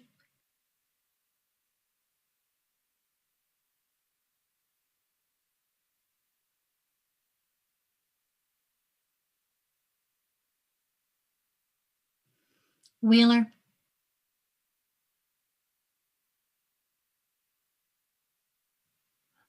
You're muted, Mayor. First, I want to acknowledge much of what Commissioner Udaly said. I support. I supported the audit of Sweeney. I am concerned about the allegations that were made with regard to Sweeney. My decision to want to table this item today has nothing to do with that, has nothing to do with the veracity of the audit, the importance of the audit. I don't think you will find any mayor who is more concerned about making sure that dollars, particularly public dollars, are spent as wisely as possible, as I have throughout my career. I have never voted in my term as mayor to table an item. This is the rare exception. And I want to be clear that I and others had advised Commissioner Udaly to not bring this item now. It is not ready for prime time. Moreover, it will be highly divisive, and we will hear lots of very divisive testimony on both sides. We all agree that Southwest needs to continue to receive services. We all agree that there are issues in the audit that absolutely must be accounted for and must be addressed. But I am not prepared today to have a discussion about a death penalty solution for Sweeney without understanding who and where those services will be delivered. I was told that Southeast Uplift was prepared to deliver these services, but I've heard from others who are associated with that organization that A, they are not, or at least they were not as of last week. They were blindsided by this. And it's not clear to me whether legally there is a path for them to be able to provide those services. But at a minimum, what I believe is that this requires a thoughtful approach. I had recommended that this be moved until at least a couple of weeks from now when we have a new council that will be assembling. We'll have the bureaus in different hands. The consequences of the decision we make, if we make it right here and now today, will have a lasting impact that will impact the next council.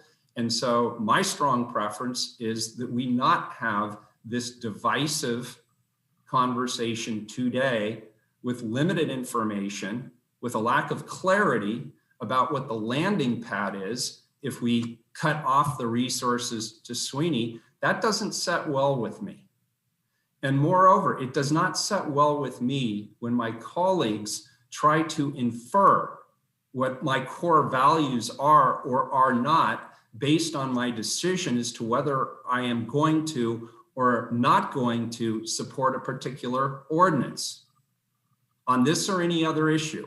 And this is about the third time that somebody has tried to infer my values or call me a hypocrite or anything else based on sloppy work.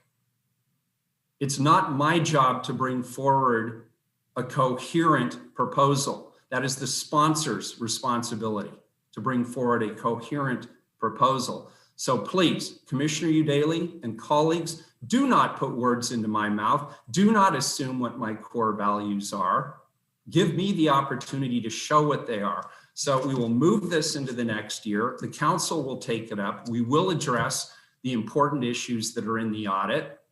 We will, if necessary, find a landing pad in an organization that actually has been participatory in the conversation and wants to provide the services, and which can do so legally. Or alternatively, there may be a path to Sweeney restoring confidence and trust in the way they do business. But today is not the day to decide that. So I vote aye, the item is tabled. Next item, 968. Approve findings to authorize an exemption to the competitive bidding requirements and authorize the use of the alternative contracting method of construction manager, general contractor for the Northwest 9th Avenue, Northwest Hoyt Street System Improvements Project number E11252. I believe this is Commissioner Fritz. Thank you, Mayor. This ordinance will support the redevelopment of the Broadway Corridor United States Post Office site, so it's really important and exciting. Environmental Services, together with the Water Bureau, are providing needed improvements to sewer, stormwater, and water services to protect human health and the environment and support the increase in residences and businesses in the redevelopment area. Procurement and Environmental Services are recommending the construction manager general contractor method of contracting because of the specialized skills needed for this technically challenging project to improve workforce and subcontractor diversity and to meet Prosper Portland's schedule expectation.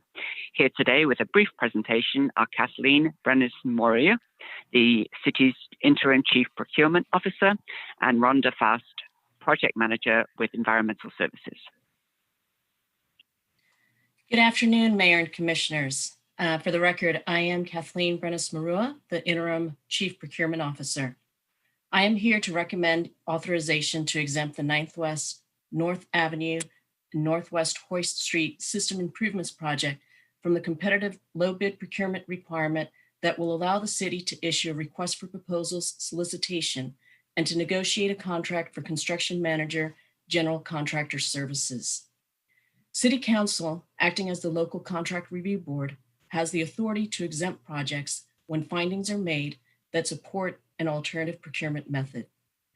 The findings included in this ordinance address the technical complexity of the project, specialized expertise required, market conditions, public benefits, and other compelling factors for using the construction manager general contractor delivery method. These findings were made available for public comment and no comments were received. The construction manager general contractor delivery method is a qualifications-driven contracting process that will allow us to evaluate and select a contractor based on the experience and qualifications necessary to deliver this project. Additionally, a CMGC contract provides for the construction contractor to participate in the design process and in value engineering throughout the project to ensure cost containment and schedule efficiencies. The initial contract covers services during the design phase and establishment of a guaranteed maximum price for the construction of the project. Once the guaranteed maximum price is negotiated, we will come back to council for approval of the guaranteed maximum price and authority to proceed with the construction contract. This contracting method also provides for greater opportunities for subcontractors certified with the Certification Office for Business Inclusion and Diversity, and for a more diverse workforce on the project, given the collaborative approach during project development and negotiating the community benefits agreement that will apply to this project. Specific outreach approaches will be implemented after contract award. Unless you have questions for me, I'll hand it over to Rhonda Fast, the manager, who will provide an overview of the project. I am very sorry to interrupt, and I apologize.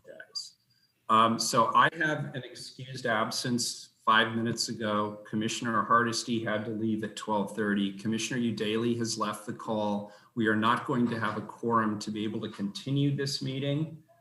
So I would recommend that we move all of the remaining items onto our afternoon agenda and take it up from there. We've heard your presentation. It was a good one. But I've got to go because I've got a 1 p.m. call that I must be on. And so I apologize, but we just don't have our quorum left. All right, well, thank you. We'll be back. Can you come back this afternoon if people have questions? Absolutely, we'll be back. I hate to do that to you and to people waiting to testify. I apologize. That's not the way we do things here, but we need to have a quorum in order to legally conduct business. So with that, we are adjourned until 2 p.m.